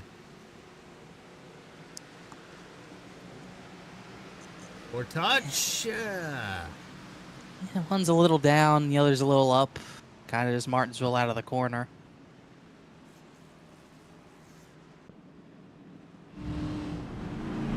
Brings a lot of cars down pit road, back half of the field. Reggie Ortega coming in. A lot of cars that have damage throughout this event. We have more time here to kind of think and regroup. Up to you again, Connor. Who are we pulling in? I don't know if Bailey Turner's in a good mood or a bad mood with all the yellows, but he does have the lead, so this maybe might as well.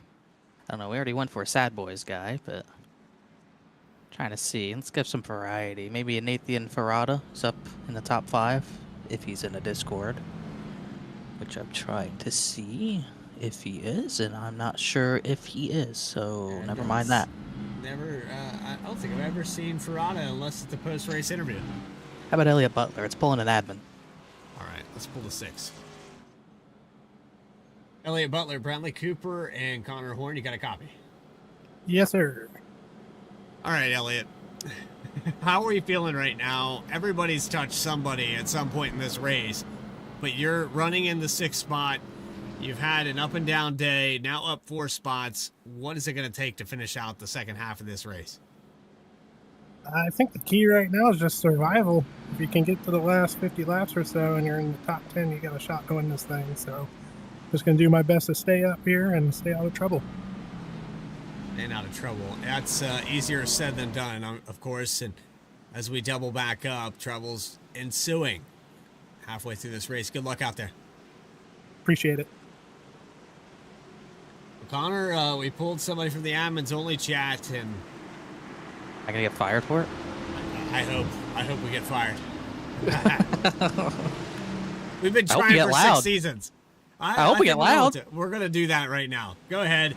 FireStorm Racing, back under green.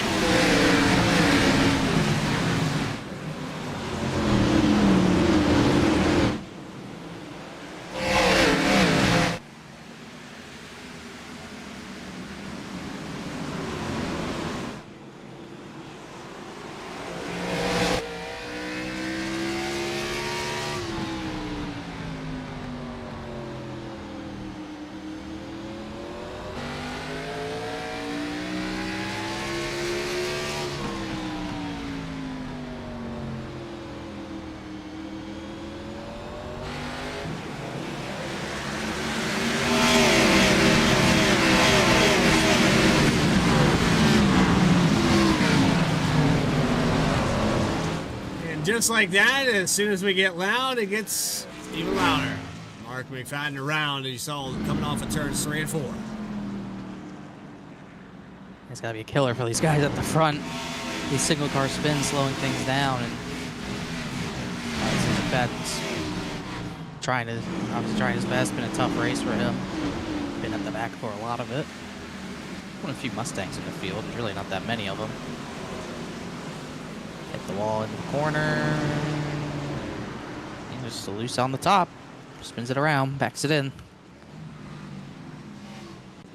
Nathan Ferrata pits from 4th. That is surprising. His strategy now past that halfway mark. Yeah, not too many takers, but maybe more than I thought. Caleb Weekly, Telganoff, Chad Klinger.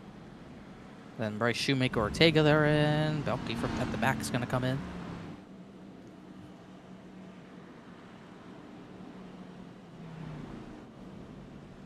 Rada finds his pit stall, the 02 of Ortega, or number 2 of Ortega. The tail end of this group. We also have Shoemaker in the 54. Austin Belke in the background back there. 4-tire stop for the 77. You know, the way this race is going, very well could be Ferrata and those guys' last pit stop. I would assume, you know, pretty obvious. I would think the fuel could make it 110 laps. I still think everyone who is on track now could probably make it to the end with the amount of caution laps we're getting, plus a full fuel tank. So we'll see. Really, if we get one run of maybe 30 laps or more, I think that's what would bring these leaders in for another pit stop. But at this rate, I just don't, you know, if this keeps happening, I don't see him pitting. We have clearance from Jeff Wright. We should get Jeff Wright up here in the booth. I don't know if he'd be happy to. I mean, you want to do a dragging on that one. He's probably spotting at this point for somebody. Yeah. So coming off's been on the box for him before, so I would assume the 48's probably on there for him and working this strategy. I did notice that Talmanoff's race started to go a little bit better after Jeff Wright's DNF, so it's not going as well. Yeah, it's not going as well now. This 3-car came down pit road, and I don't know. Burying yourself in this field. Now, we have had attrition. There's only 30 cars on the racetrack now. Past the halfway mark, I don't know if I'd want to be outside the top 20. I'd like to be where Turner is for sure, but I like Jared Shepard. He's climbed through the field. He's back up to 10th. Maybe he gets back up there. Back underway. Turner into the inside of turns 1 and 2. Cabot's going to follow to the inside of James Lehman for second. He's been aggressive tonight. Going to try to get that runner-up spot maybe away. And, you know, he and Turner are good friends, but they'll rough each other up for a win at any track, really. And we haven't seen that inside pass be made very easily. This is as good of a run out of the corner as a lot of drivers have gotten today.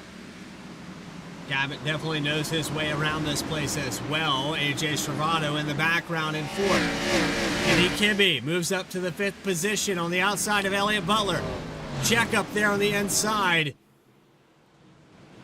Wide out, and a change for 3rd, just like that. There goes AJ Stravato to the top 3. Cabot just drove off of 4 a little bit too much on the throttle, got sideways, really off of 2 got sideways, and ended up losing a lot of time, and he's losing positions big time. He lost out to Stravato. Kibbe, he's going to lose another one to Elliott Butler. There's the 05 to the outside. You saw the stab for the 2nd position. Watch this back live in just a moment, but here's a replay of what happened to the 17 just a moment ago. He's got that rear end damage. Even at a track this small, you're not going to have as much rear grip to get out of the corner because of it. And just all of a sudden, Hathor just missed the corner live, but he's still going straight. But it just seemed like 17 just lost a ton of grip on exit after a good restart. Falling back to 6th. As Elliott Butler will climb his way into the top 5. Deeper in this field, Broderick Vaclavic on the outside. There's Justin Carey in the 21. 13 around. 3rd in points. Down the backstretch, caution's out at 147. It's a decent hit to the inside wall. And Weekly had just missed the corner, lost a ton of spots, and there's the contact with the 2 of Ortega.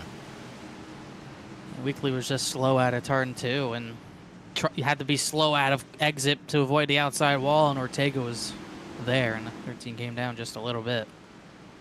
Adam Cabot pits from 6th. Right here, 13 just got sideways. Same thing as Rob Hamp and Chuck Sweeting earlier. Yeah, and I think because he was completely out of that transition of the concrete and asphalt, there was a big check up there on the inside line. You mentioned Cabot coming down pit road. Another strategy call in the third quarter of this race.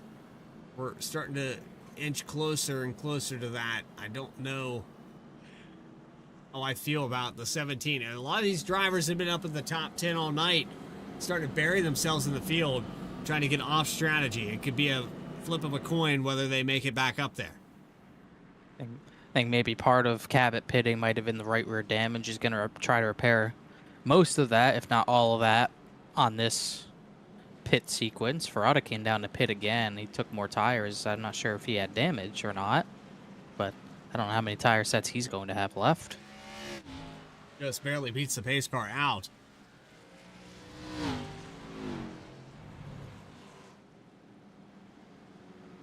And the iRacing pace car has been working overtime. 14 cautions, 2 lead changes live here on VSPEED. The official pace car of iRacing. Let's get a good focus on that. Nope. That's Justin Ritchie? No, didn't mean to do that.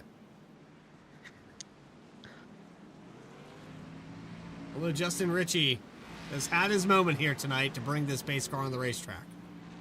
Interesting part was this race was actually going pretty well. And, you know, it is 50. Third was great. Yeah, 50 laps longer than the first 2 races here, and even with what would be 50 to go in the original length of the first 2 races, we were already about 5 cautions away from tying the record here.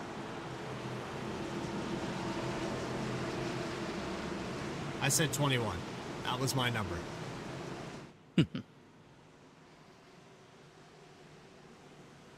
James Lehman on the outside of Bailey Turner again for this restart. Better match this time on the speed. He'll stay on the right rear. Just can't quite keep it up there. Servato tried to get the inside going, but also wasn't able to do it. It's Chris Hodges in the wall in the background. The 15's going to fall back a spot. Gets loose here off of 3 and 4. They're just trying to sort each other out and get kind of in their own space like we saw at the beginning of the race, but it's just been a little tougher to do. I think everyone's driving a little bit harder, knows they're in the final 100 laps, wants to get to the front in a hurry, but you can't do that here. This is on board with Justin Carey. He's back at 18th position right now. Has side-by-side battling with the 09 of Klinger, the 44 of Brewer. Ben Lapter up there as well as Justin Ritchie. It's a cluster for Carey here through 1 and 2.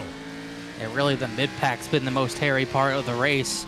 Really all race long. I mean, really 10th on back's always been a hornet's nest. You got Max Cost fighting in the top 11, trying to fight with Ryan Carwile. Up spin in the back. It's Stephen Davis and Caleb Weekly.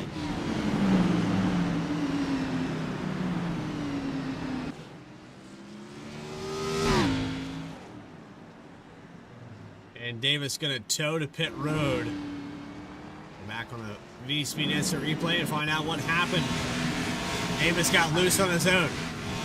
Imagine we had a replay sponsor. They'd be getting their money's worth today. Absolutely. This is the race. Replay sponsors live for. That's yellow number 15. But up outside, overshot the entry at 3. He's going to get loose up on the asphalt. Caleb Weekly, nowhere to go. Nowhere to go, and just one incident can derail your whole day because it puts you in the back where squirrels have been kind of spinning, and that's fortunately been the case with Weekly after being in the last yellow. Had nowhere to go on that one after trying to repair some damage. Had another pit stop by Elliott Butler from 5th, so maybe they aren't as good on fuel as we thought as. So it goes pretty big hit to the front end on the 13. And down pit road for Caleb Weekly. Bailey Turner continues to lead. James Lehman, Servato, Kimmy, Shepard back into the top 5.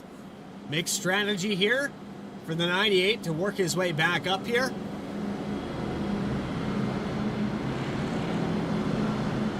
pretty good climb. That's well done.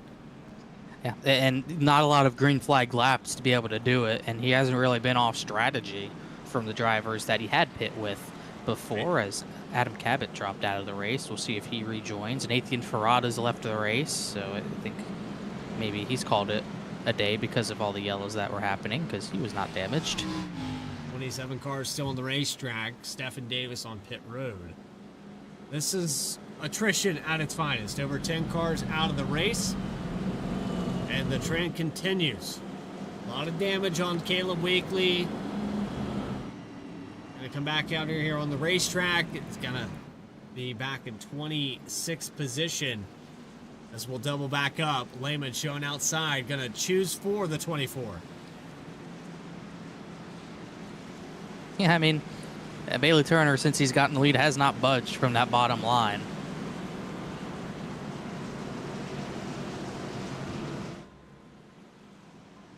No one's really had the laps to challenge him. I mean, we've had our longest run in really the first 75, 80 laps, and just have not gotten there since because a lot of incidents near the mid-pack to the back. Well, it's time to pour another draft, Connor. That's all I heard just now. Yeah, I'm so good about it. It's the only drafter we're going to see here tonight. Green flag back underway at Martinsville. 15 cautions, 2 lead changes. Bailey Turner took the top spot away from the 98. That was around the halfway mark.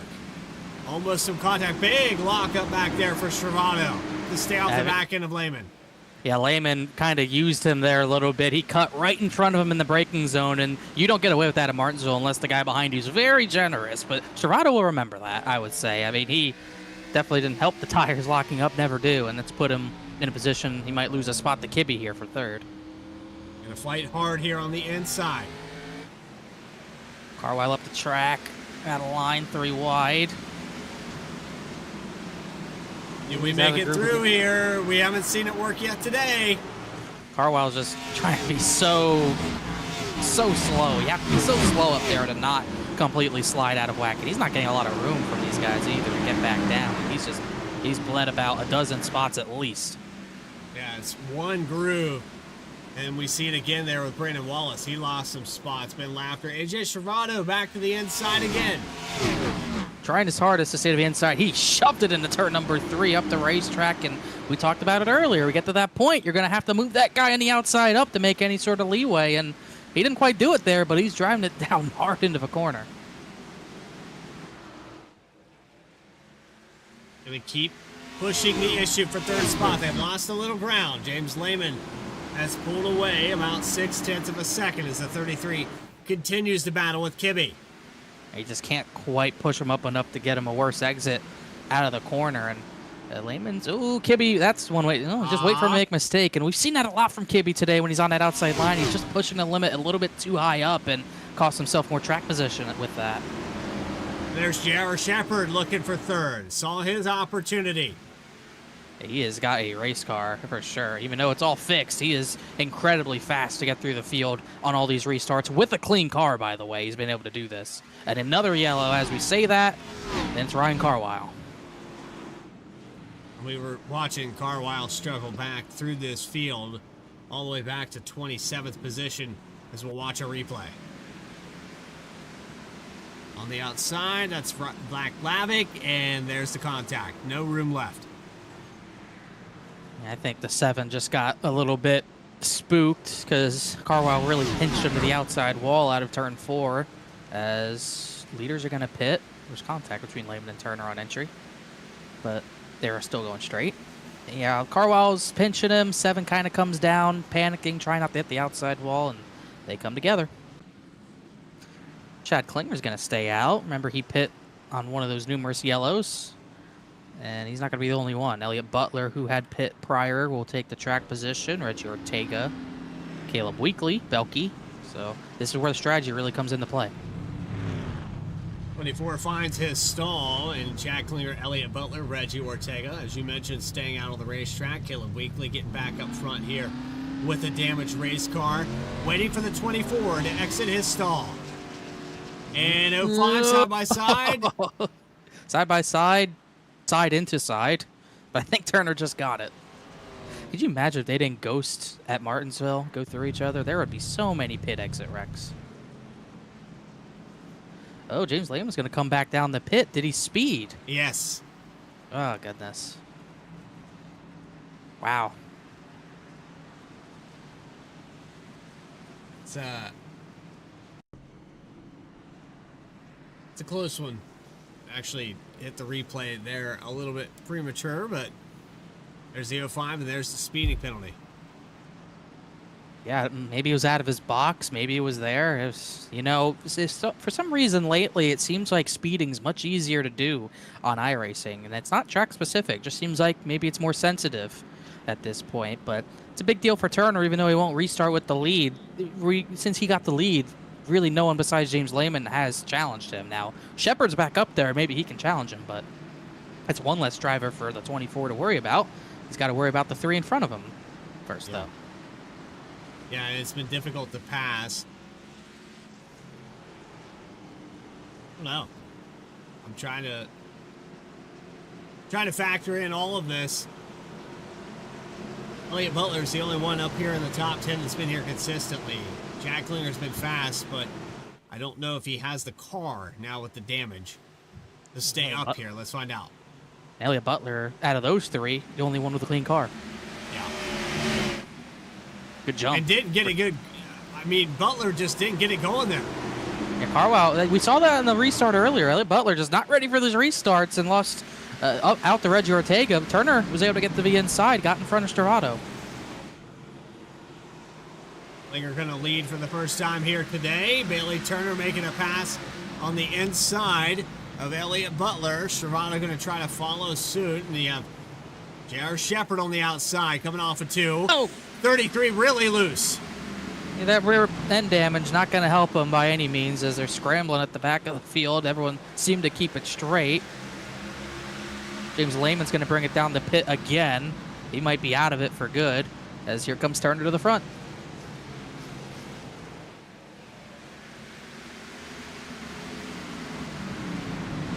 Shepard still trying to complete this pass for the 5th spot. Not a lot of room off the corners anymore. Yeah, Bailey Turner, as far as the guys who pit on this most previous yellow, he got away in a big way. Shepard and Stravato both stuck behind Ortega and Elliott Butler, battling for that 3rd spot side by side.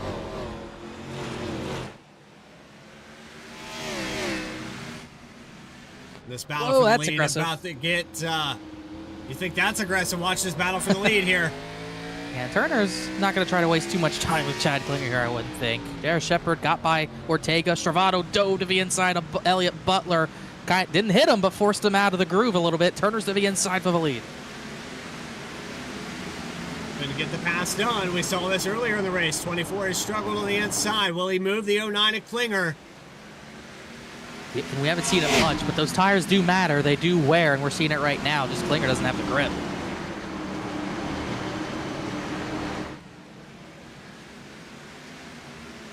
J.R. Shepard who gets to the inside of Elliott Butler. It's a big gap here for the top 5.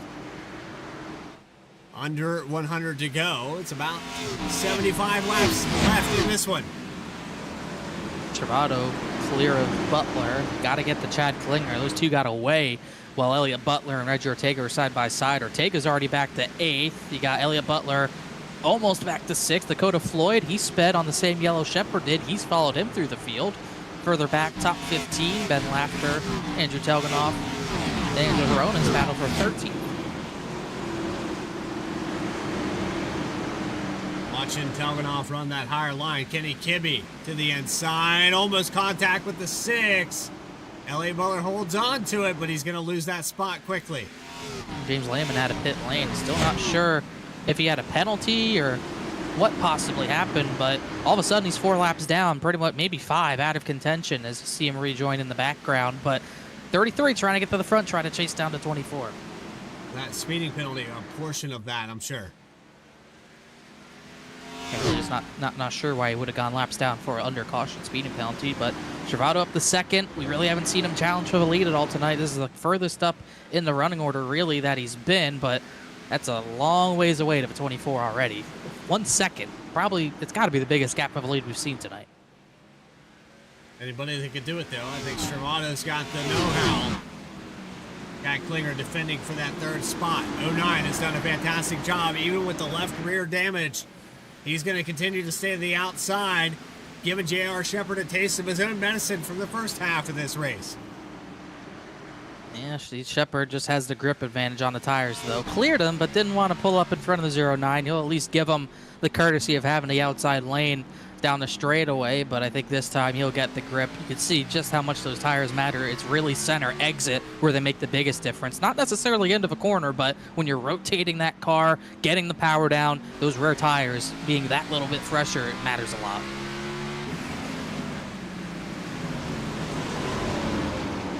This battle for fourth now settles out with Dakota Floyd getting clear of the 09 of Jack Klinger.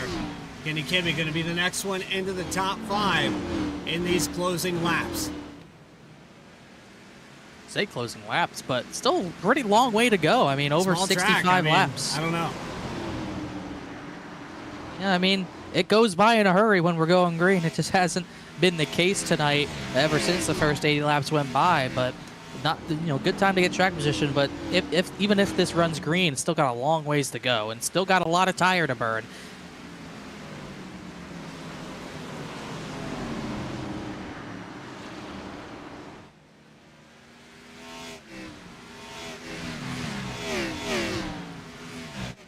Toganoff in the background here. Racing with Roger Vaklavic.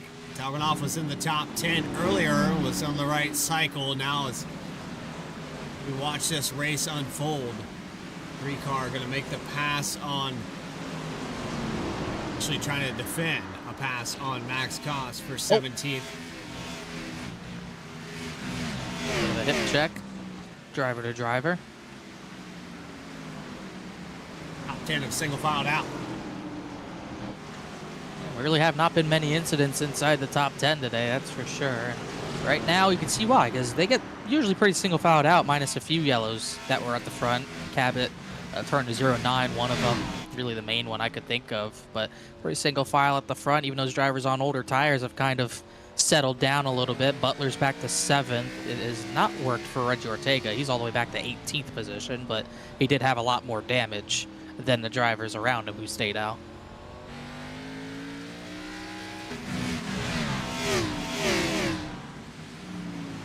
It's 1.1 seconds. It's starting to dwindle down a little bit. Last time by. That's his lap times on the racetrack going to the 24 and 33. And Travado just doesn't really have the pace of it as Mark McFadden gives away. He might gain some laps, he gives it back some other laps, and just kind of consistently staying that 1 second behind.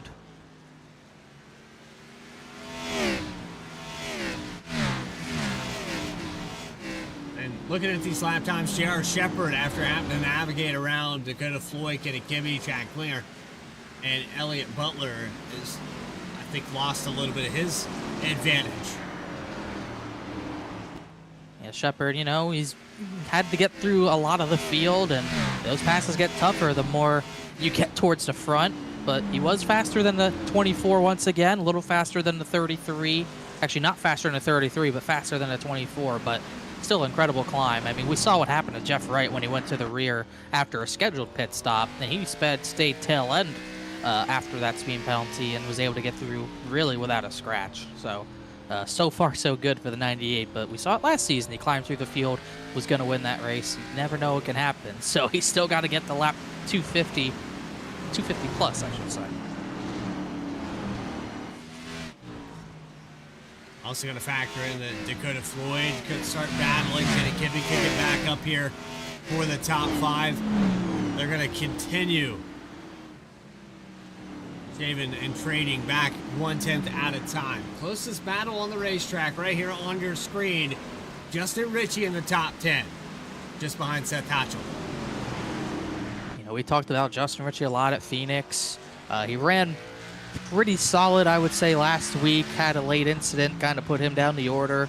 19th position, was going to probably get a top 12 out of that race, but hasn't really had the pace today. He's kind of been back and forth, whether it's due to strategy or being in a few incidents he really hasn't caused many, besides maybe one or two, but just has not had that same pace he had at Phoenix. But, you know, Phoenix not kind of an intermediate short track, although I still count it. This is definitely the first short track test, and climbed through the field, probably the furthest up he's really been most of the races right now. Clark Print Shop Biggest Mover Award. This has been a roller coaster for this guy, Roger McLavick. Gonna get that award so far. He's a plus 18. Yeah. He's plus 18. Casey Lakatos is plus 17. We haven't talked about Lakatos at all today. Not the biggest mover, but he's moved up a decent bit. He's up to the 8th position. It's good to run for the 50. Yeah, there's a lot of cars behind him here. They can lose some spots. Watching off the back end of Lakatos, you've got the 8 of Seth Hatchell. Lakatos 14th in points, and you know, it hasn't been a terrible start to the season to be top 15 in points, but no top 10s. So short track playing in his favor. Vaclavic's now plus 17, so him and Lakatos, Vaclavic and Lakatos would tie for that now. It would go to the highest runner, I would think, at that point. For position. It's spot up for grabs. 55 did take a stab there in the entry of 1. Battle for the lead is spread out to 1.4 seconds. And you can see Hatchell kind of running a little higher on entry, but he brings it low. It kind of brings it down on exit, maybe doing a little bit of a diamond line. Richie's trying to match that, go even higher, exit even lower, and gets a decent run, but not enough to really pull to the inside or have any sort of move. But Hatchell's another one. Thought maybe he'd challenge for a top 5, but not quite having the pace, and seems to be really struggling for rear grip at this point in the run. It's quite a few tenths there in the top 5, and this is the closest that we've seen in the top 10, with Lakatos 1.4 seconds behind Elliott Butler. Then it's 8th back to around 13th position. All right on top of each other. Anybody makes a mistake here, this is the battle to watch. And even with this long run, you're still seeing a majority of these drivers just inch up the outside part of the racetrack, get that run off the corner. I mean, we talk about it a lot today. We have not seen those passes made on the inside very easily. Richie's going to be one of the few to try to make it work, hit the curb a little bit. Ben Lafter's looking on. He's having a solid run up in the 12th. Great run for the 64. He's going to watch that battle for 9th, hopefully not go sour. Potential here for Lafter to get into the top 10. That's Philip Brewer in front of him. That Hatchell getting passed by the 55. Richie is going to clear.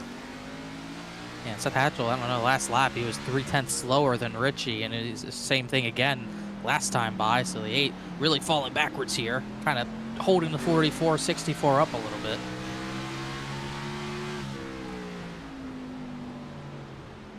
Oh, Richie way up the racetrack. Whoa. Just got into 9th position. He gained all that track position. Great passes, but just fired it in turn 3 a little bit too hard. Now he's got to do it again. The other frustrating part about Martinsville, you work so hard to get clear of somebody, and then you turn around and give it back. You lose focus for just a second. And once again, I don't think it's the biggest track for racing the racetrack, but it goes for any track you go to. One little lapse of focus, and that can happen in an instant.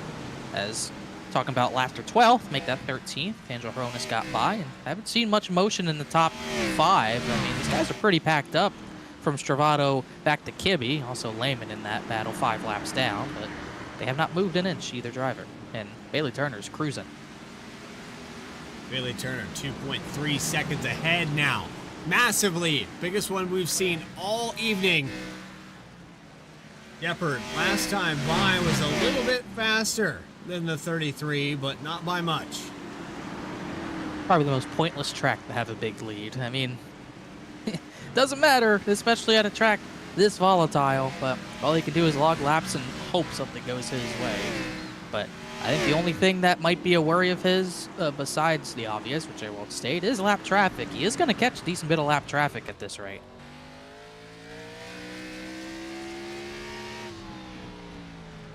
The 99 of Brandon Wallace, who's still on the lead lap. Mark McFadden 2 laps down out on the racetrack. James Lehman 5 laps down. Stephen Davis in 28th. 28 cars still on the racetrack.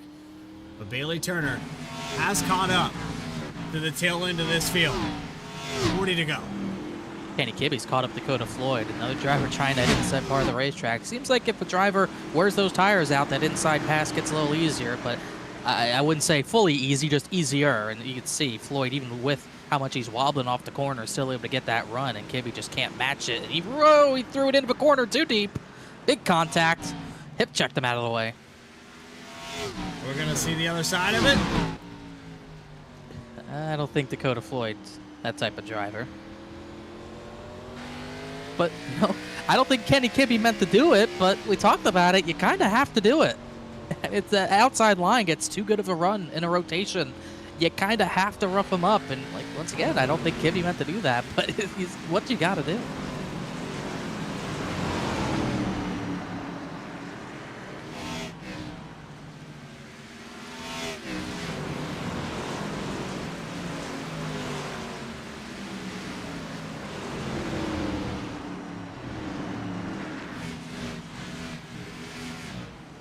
The 16 cautions, and now this race is quieted down. We have race cars all the way around this place. Lap traffic a factor for the 24. It hasn't really lost him any ground. 2.8 seconds ahead as he'll work to the inside of Caleb Weekly into the entry of 3. Certainly looks like the conveyor belt we usually see at Martinsville now. Weekly, all that damage, no choice, but they'll just let the leader go and hope he gets something to go his way. And some pretty good drivers up the road. Danger of getting trapped a lap down. Carwow's back there, Ortega. I see Telganoff. We were watching that battle for 17th. He's not too far up the road either. Gotta say, those two of the drivers who stayed out, Chad Klinger, Elliott Butler, they did fade a little bit, but worked out pretty well for them. They've settled 6th place, 7th place. And how about Philip Brewer finding his way back to the top 10 after starting in 22nd? McFadden's going to get out of the way and let the 44 by. It's about a half a second to Seth Hatchell for 9th. Philip Brewer is another driver we've seen really push the limits of how high you can run in that higher line. It's almost like an IndyCar race where if you get like a centimeter out of the groove, you're going to hit the wall because there's just no grip up there. It's like ice when you get too high up the racetrack. And Brewer, he's been one of those drivers pushing the limit. And Justin Ritchie, we'll see how patient he is if he gets to him. He's already passed him at least once this run. Yeah. He showed that he can pass him, but can he stay in front of him? That is the question for sure. Elton Stewart, Broderick Baglavic. There's really not too many battles carrying on. Ortega just got lapped by the 24th Turner. Elton Stewart, 15th. Broderick Baglavic's on his bumper. Jared Shepard thought he might catch the 30 through Stavato. Hasn't quite been able to. Kibbe, maybe one of the fastest drivers in the top 5 right now. And faster than the leader. Few hundreds. Dakota Floyd turned a fast one as well, a 21.024, but this time around, you got to do that every lap. A 19 from Shepard. Yeah, it's hard to sustain though. At this point, I mean, Turner's kind of been consistently in the 21 flat range. It's kind of, you need to kind of be in the 20.9 range to be able to keep that going and maybe try to catch the 24 before the end of this race, but really tough to do. We're up on 25 laps to go. It's been a long one here at Martinsville. 2 hours we've been live. First half of this race dominated by this guy. 107 laps led. Then it was Bailey Turner after a speeding penalty from J.R. Shepard. And some strategy, some cautions coming out. Turner has set sail. Started 3rd, he's been up here all day. I mean, no doubt, I think no matter what way you slice it, he's been a top 2 driver in speed. He just couldn't quite make that pass on J.R. Shepard. Once Shepard sped, At least the way it's going right now, it kind of dictated the race, and right in front of him there's a crash caution. Justin Carey spun. And never mind all that. And that lead means nothing now for Bailey Turner. And he almost didn't have a car. Justin Carey's going to spin out here. Loops it around in the middle of the racetrack and watch him scramble. Yeah, just good job everyone getting by. Just single car incidents plague this race big time. It's going to plague strategy. Bailey Turner, I mean, pretty much everyone's got to take tires of some sort. Bailey Turner's got a big gap to pit. He will not lose the lead almost certainly, but he lost a 2.5 second lead.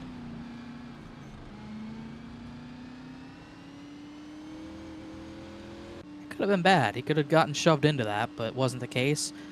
But being by all that lap traffic where Stravado couldn't catch up to it, it's given him a pretty darn big gap. So he should be plenty fine here to keep the lead. But the problem was I think he'd rather have a 2.5 second lead than have restart after restart, which could easily be the case here. Don't speed.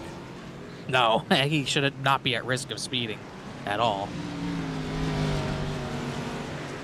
Gets out second. Ortega is lapped down. Elliott Butler will get out second.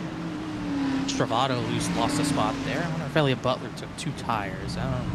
It looks like he did. I don't like that. I'm not sure how that's going to work. Especially he was already on old tires. So. Stravado out third, then Shepard, then Kibbe. Chris Hodges stayed out to try to lead a lap, but his pit stall, unfortunately, short of that start-finish line. Might have missed pit entry there, possibly.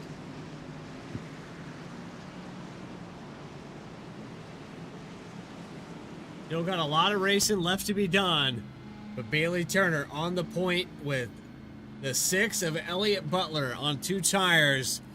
We're going to take another quick break here on VSPEED. You are watching Saturday Night Racing League live. Back with more at Martinsville right after this.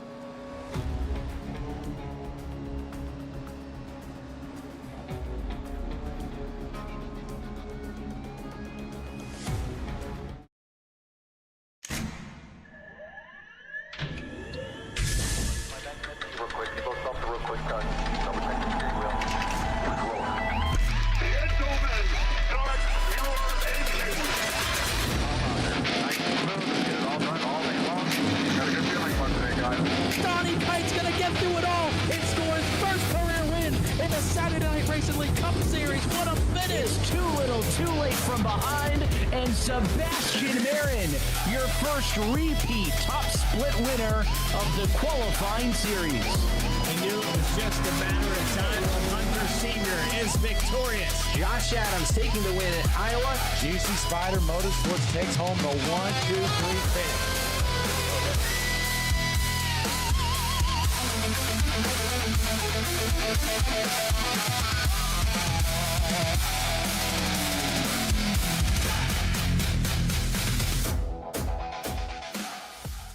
Drivers, start your printers.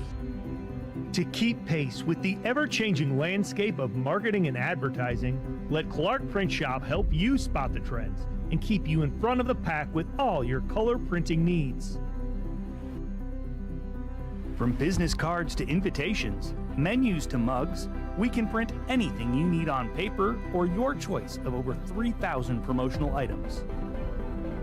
Visit www.clarkprintshop.com to browse our online catalog and place your order today, or call us at 276-889-3426. For a limited time, use the code iRacing for 23% off your first purchase. The staff at Clark Print Shop looks forward to handling all your color printing needs.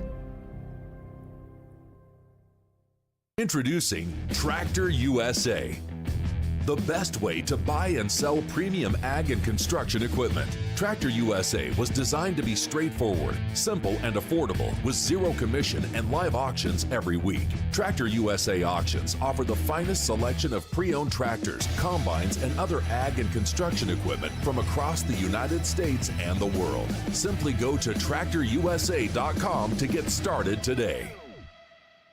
Walking and rolling costume started when my son Reese was born with cancer. So when I was 3 years old, I got my first wheelchair.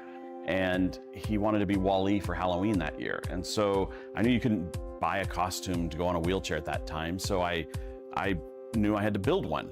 My dad ended up building a Wall-E costume out of a Dell computer box. When we were all finished, he loved it. We took pictures of it and shared it on social media. So many people started sharing it that we started getting requests from people we didn't know. In 2015, we decided to build them for other kids because people were asking, hey, can you build them for my kid? So we started the nonprofit organization, Walking and Rolling Costumes, and we build costumes for kids all over the nation, free of charge to the families.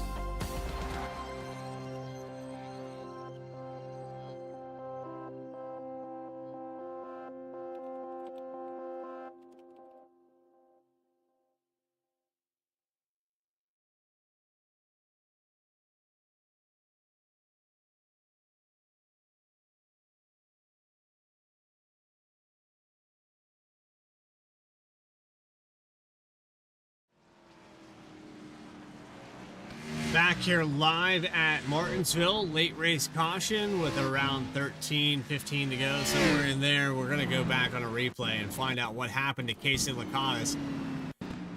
But he had a self-spin all by himself.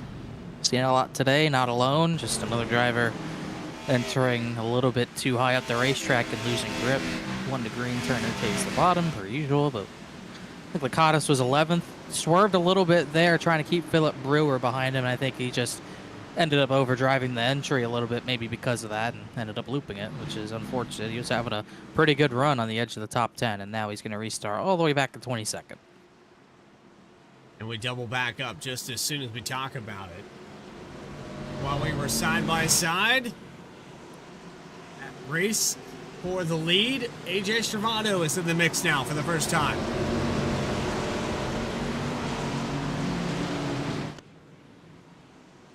Gonna see the green flag come out with 15 to go. Wheel spin for the 33. Oh, crash. The one's around. That's a big. This one. Max Cost spun.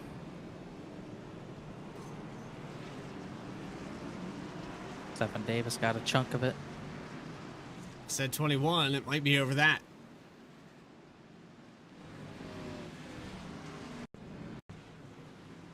What's happening on the restart? Not sure. It looks like Max Cost got a boot from Christopher Hodges. Just started something there. I think he got a little slow on the restart. 15 was going good. Hits him right there. And then chain reaction 3 into 1.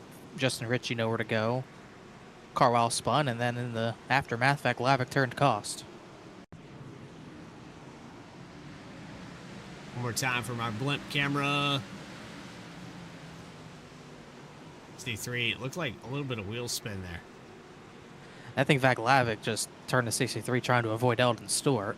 Caleb Weekly's in another one, as was Brandon Wallace.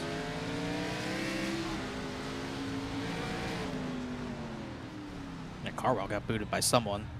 And Weekly wasn't really in it, just had to stop.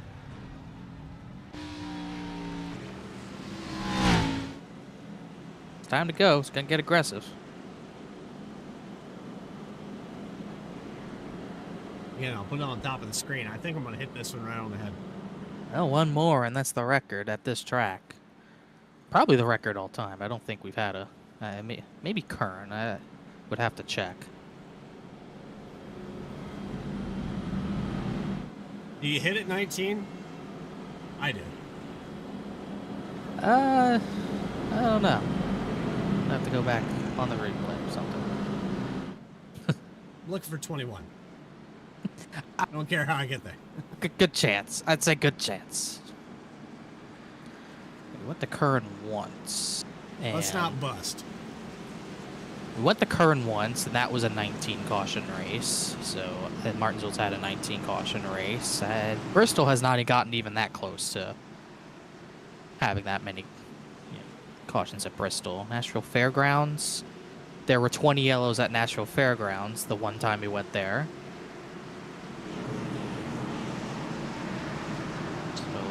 Unofficially, I think the record's 20. Officially this race with Bailey Turner at the helm. Green flag back underway. A better restart this time around. Travato timed it pretty well. He just couldn't get into the corner as good as the 24 did, but good restart for Shepard to be inside of Travato. That is not the guy Turner wants to have on the front row with him. Winding this race down, 8 laps left. Shepard just can't get that rotation out of the corner. Travato immediately chops the nose of 98, gets down in front of him.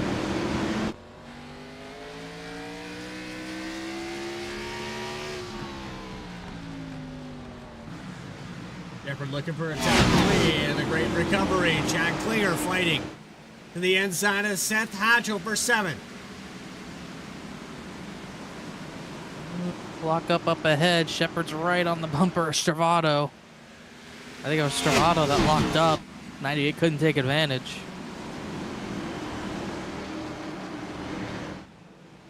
And after Andrew Telganoff, the top 10. Telganoff into the wall. He's still going to get the run. These are two drivers who really haven't ran a top 10 all race, trying to cling on to one, as is Phillip Brewer trying to get in here. Chris Hodges up to 13. A lot of strategy in the back half of this field to get through the progression of this race. Bryce Shoemaker, damaged car, and just ahead, the 55 of Ritchie could gain another position. 54 going to look. Broderick Vaclavic lost a couple spots that time. There goes Reggie Ortega for 19th. Bailey Turner sees 5 to go, now 4 as he crosses the stripe. Well, Butler slipped up out of 4. Klinger, Hatchell both got by. His 2 tires just not working out for him. Don't think that was the play. He's going to end up losing what he would have gotten.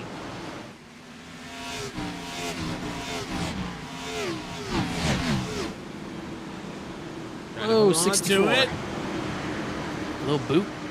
64 got into him a little bit. Nick's going to defend into the entry. It's not over yet. 2.5 laps left. This half-mile racetrack. Bailey Turner wants to see the white flag. He still needs to get around one more time. It's easier said than done. Just side by side, Brewer and Shoemaker for about 14th. This could be it right here. Bailey Turner can find his way to victory lane. All he needs is that white flag. And it's going to come out. Here we go. One more time around at Martinsville. 19 cautions and a handful of lead changes. And Bailey Turner with about a half-second lead. One more time around at Martinsville into 3 and 4. No one's going to contest him. And it's Bailey Turner's time. Back to victory lane. Race winner at Martinsville. The 24 in Celsius. Tale of 2 halves of the race. 98 dominated the first half, but the speeding penalty just kind of took him out of it. Bailey Turner led the rest and dominated the rest. Just was untouched in that second half. Shepard with a great recovery gets 3rd. AJ Stravano ran in the top 10 all night, but it's Bailey Turner with another victory here. Season 6, first time for the 24 in the B car.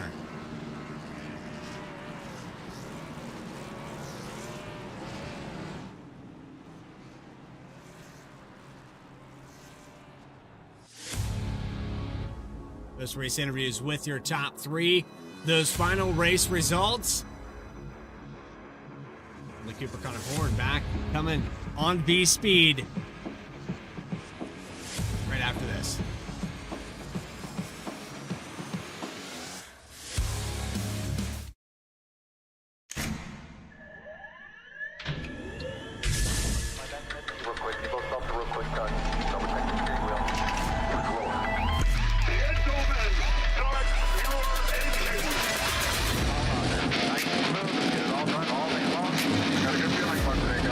Donnie Kite's gonna get through it all and score his first career win in the Saturday Night Racing League Cup Series. What a finish! Too little, too late from behind, and Sebastian Marin, your first repeat top split winner of the qualifying series.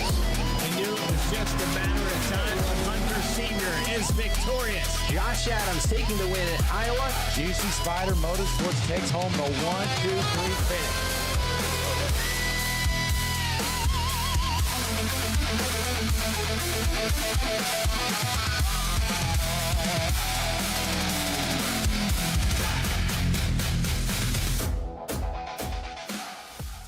Drivers, start your printers.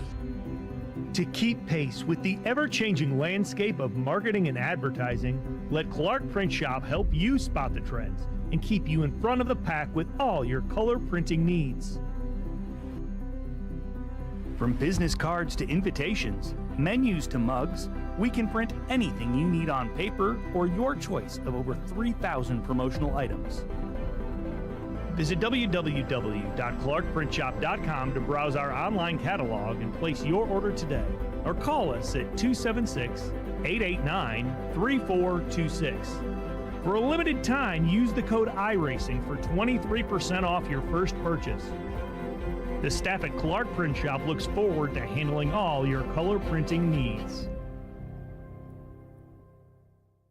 Introducing Tractor USA, the best way to buy and sell premium ag and construction equipment. Tractor USA was designed to be straightforward, simple, and affordable with zero commission and live auctions every week. Tractor USA auctions offer the finest selection of pre-owned tractors, combines, and other ag and construction equipment from across the United States and the world. Simply go to tractorusa.com to get started today.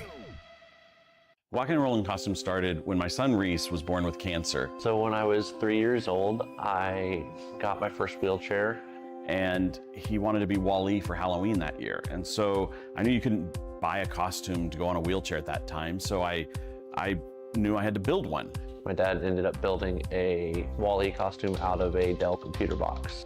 When we were all finished, he loved it. We took pictures of it and shared it on social media. So many people started sharing it that we started getting requests from people we didn't know. In 2015, we decided to build them for other kids because people were asking, hey, can you build them for my kid?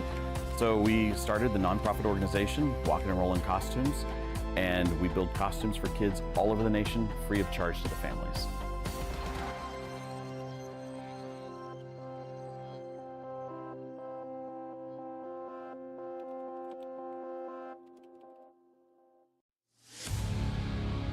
We're back here to Martinsville, where Saturday Night Racing League has wrapped up week number 6, 250 laps. Haley Turner finding his way to victory lane for the first time this season. 19 cautions, 4 lead changes. It was J.R. Shepard who dominated the first, probably 60%, no, I would say 40% of this race. And then the other 60% going to Bailey Turner, AJ Stravato in the top 3. Ran up there all race long, just didn't have anything for the 24 to finish this one out. Kenny Kimby is going to probably take over the points lead after finishing in 4th, and Jeff Wright ended up back in, let me see my math here. Jeff Wright finished 32nd, so Kenny Kimby definitely going to be up there in the top spot. Dakota Floyd going to finish in 5th. Chad Klinger, Seth Hatchell, Angelo Horonis, Elliott Butler on 2 tires hangs on to a top 10. And Ben Laughter from 26th. He will be your Clark Print Shop. No, I take that back. Chris Hodges is going to get it.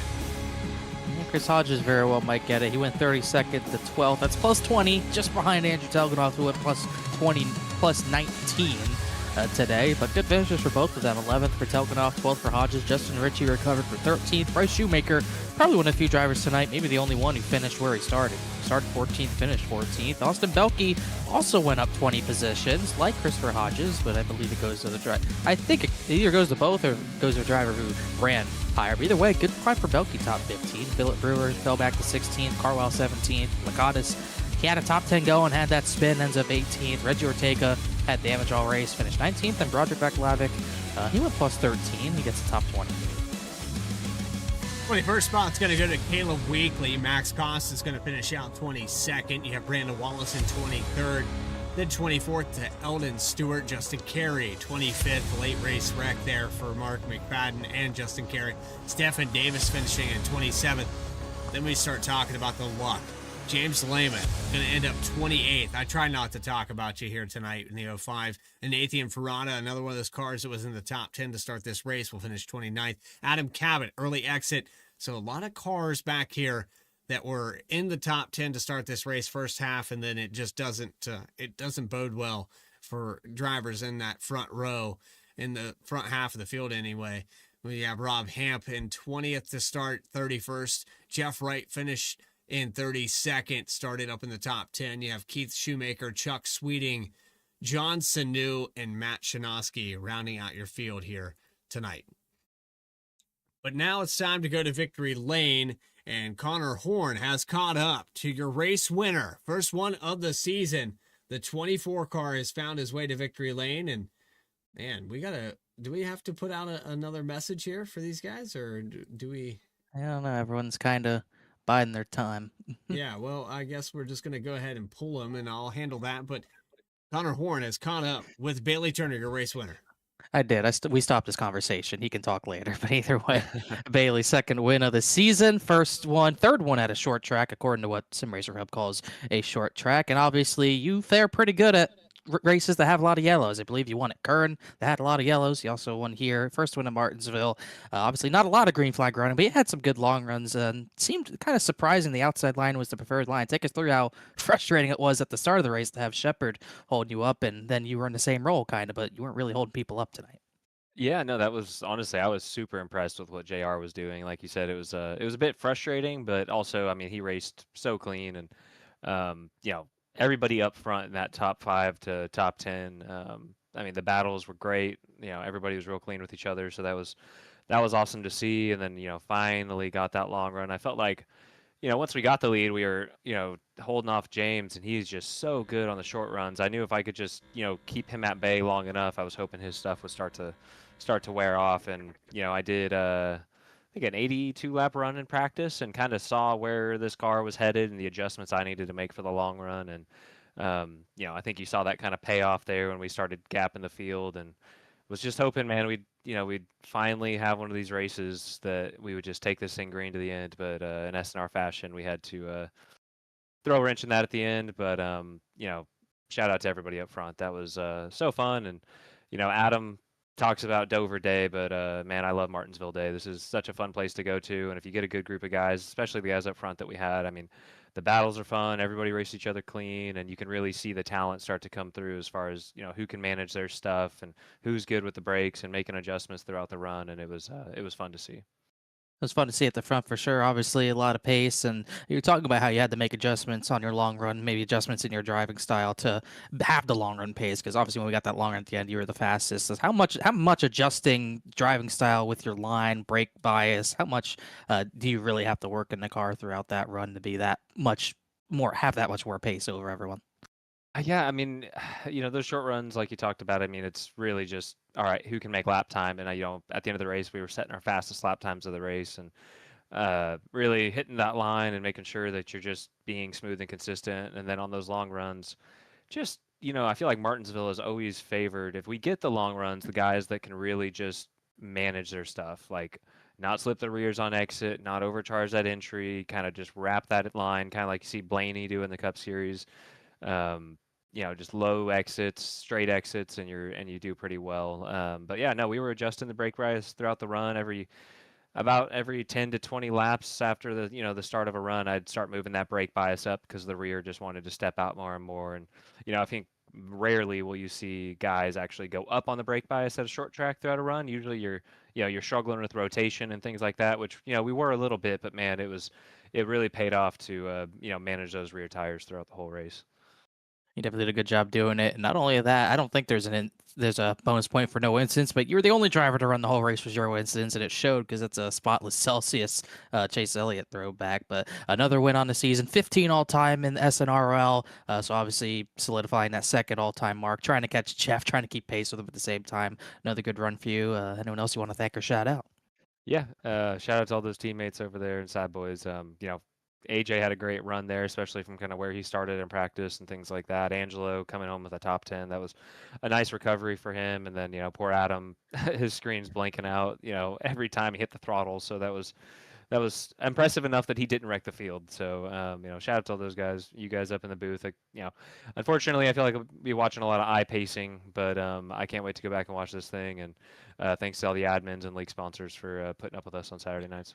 Technically, pacing pays us more, but I would like to see more racing. But either way, good run for you. And I'm going to have to deal with Adam's issues on Monday as an owner, so that's not good. But either way, good win for you, Bailey. Thanks for talking to us.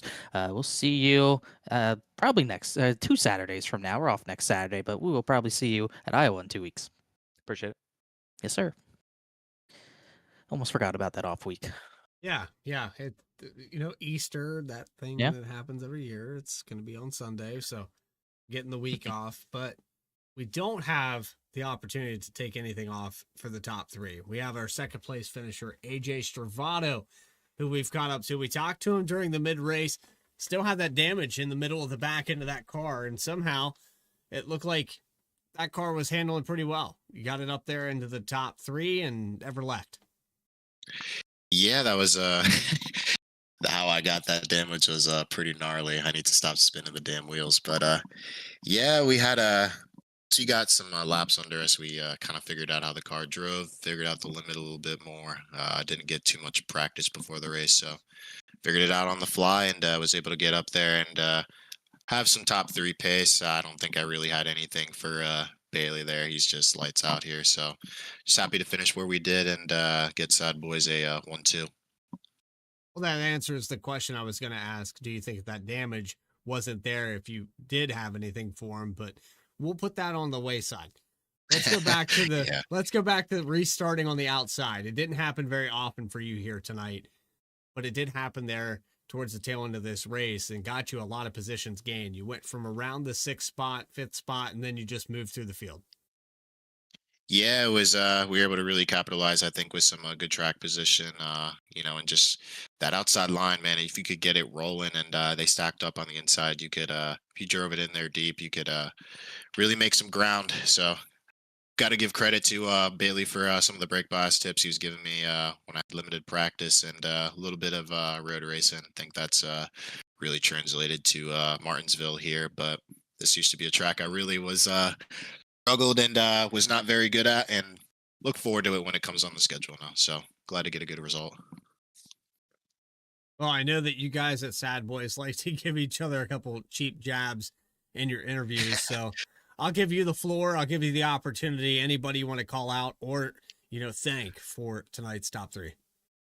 I'm not going to throw any jabs. Bailey ran a hell of a race. He deserves all the props. Shout out to Angelo for his good race, and shout out to, I guess, all my sponsors on the car, Aftermarket Coffee, Nexus C Sports, and, Lucky Duck Motorsports for the scheme and all they do. AJ Stravato, top 3 here. Looking to continue. We'll see in 2 weeks' time at Iowa. Yes, sir. Have a good one. Honor, I got to be honest. I'm kind of feel bad. I'm gonna pull him in here. I'm gonna talk to him. J.R. Shepard, top 3 here today. You had a fast car. I don't know if we jinx you talking about you or what it is, but after Darlington, this one feels a little bit better, but still, it's got to be frustrating. You've got a top 3 car. You've got a race winning car in this one. Walk us through how it went. Yeah, I mean, overall, I'm happy with that. Obviously when you're racing Bailey up there, the speed that he has. And I know that there were runs where I was able, to pull away a little bit. I had the outside working pretty good. But for whatever reason, I am terrible when it comes to pit stops. I don't know what I'm doing wrong. Obviously something I've got to research and do better. I got the speeding penalty, but he was going to beat me off pit road anyway. So, yeah, I've got to get better at that because that was going to take me out of the lead. So obviously I think 3rd place was probably about as best as I could do once I lost the lead anyway. So I'm very happy with that. But yeah, after the way Darlington went, I thought Darlington was going to turn things around. Was able to get a top 10 there, but this feels a lot better. Yeah, you go back to Darlington where in those closing laps, you have a massive lead. Everyone's kind of off a different strategy, and you're looking good for the closing laps. You come here, dominate the first half of the race. It's almost like you're on the weird transition. Like you're stuck in this race fast and be in the lead for the wrong half of the race. Yeah, I agree with you. I don't know what to do, but obviously, if I can just get some decent runs going, some top fives, some top tens. Eventually things will turn around a little bit. I feel like I've got speed at different times. Like you said, probably not at the right time during the race, but if we can just continue to have that speed and slowly, translate it into something when it matters, we'll be okay. And again, I'm excited about the top three tonight, so I'll take it. Well, we know that you had a lot of potential there last season. Were one of the drivers mathematically at the tail end of the season to win a championship, and you're picking up right where you left off from season 5. So I think it, all in all, even if it is just another one of those podium days, I know that you'll be up there at the tail end when it matters most. J.R. Shepard, anybody you want to shout out while we have you? Yeah, absolutely. Just the team that I hang out with in Discord, a lot of those drivers, we hung out and did the 12 hours of Sebring today. So great group of guys. Appreciate them. Obviously, everybody that's watching at home, hopefully we put on something that's entertaining to watch and enjoy. And I also want to give a shout out to my family. My wife and I, we had a newborn just a little over a week ago. So thankful that she doesn't yell at me or kill me for getting on here and doing this. So just really cool. You better hurry up. You better thank her first next time as well. But we appreciate you coming in here, and we'll have a little off week before we go to Iowa. We'll see you then. All right. Sounds good, you guys. Thank you. Yeah, our Shepard, third place finisher here at Martinsville. A racing left to be done in this season. We're only 6 weeks in. We go all the way through the summer, all the way to August, Connor. So I like where some of these guys' minds are. Salvage the day. Great recovery there by Shepard. Great win by Turner.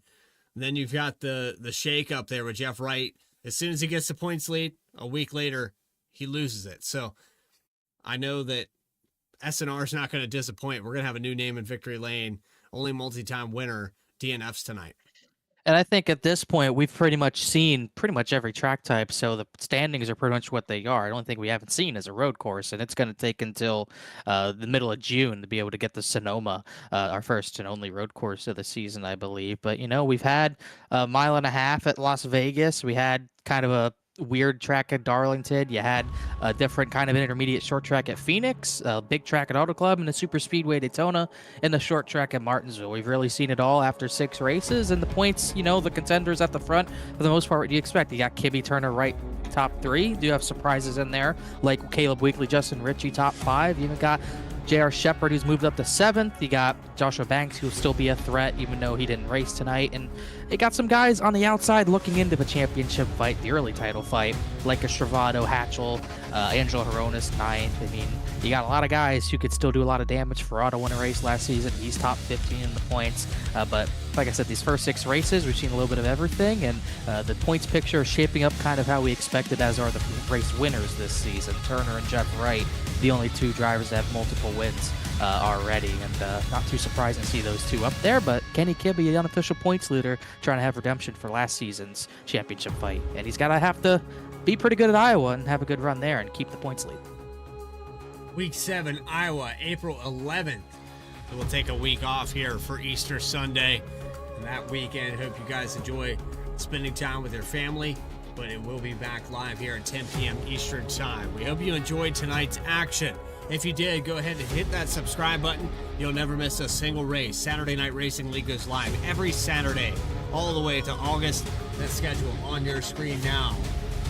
We got so much racing left to be done. I actually don't have the schedule. Man, I'm working on it, Connor. I feel like I'm there.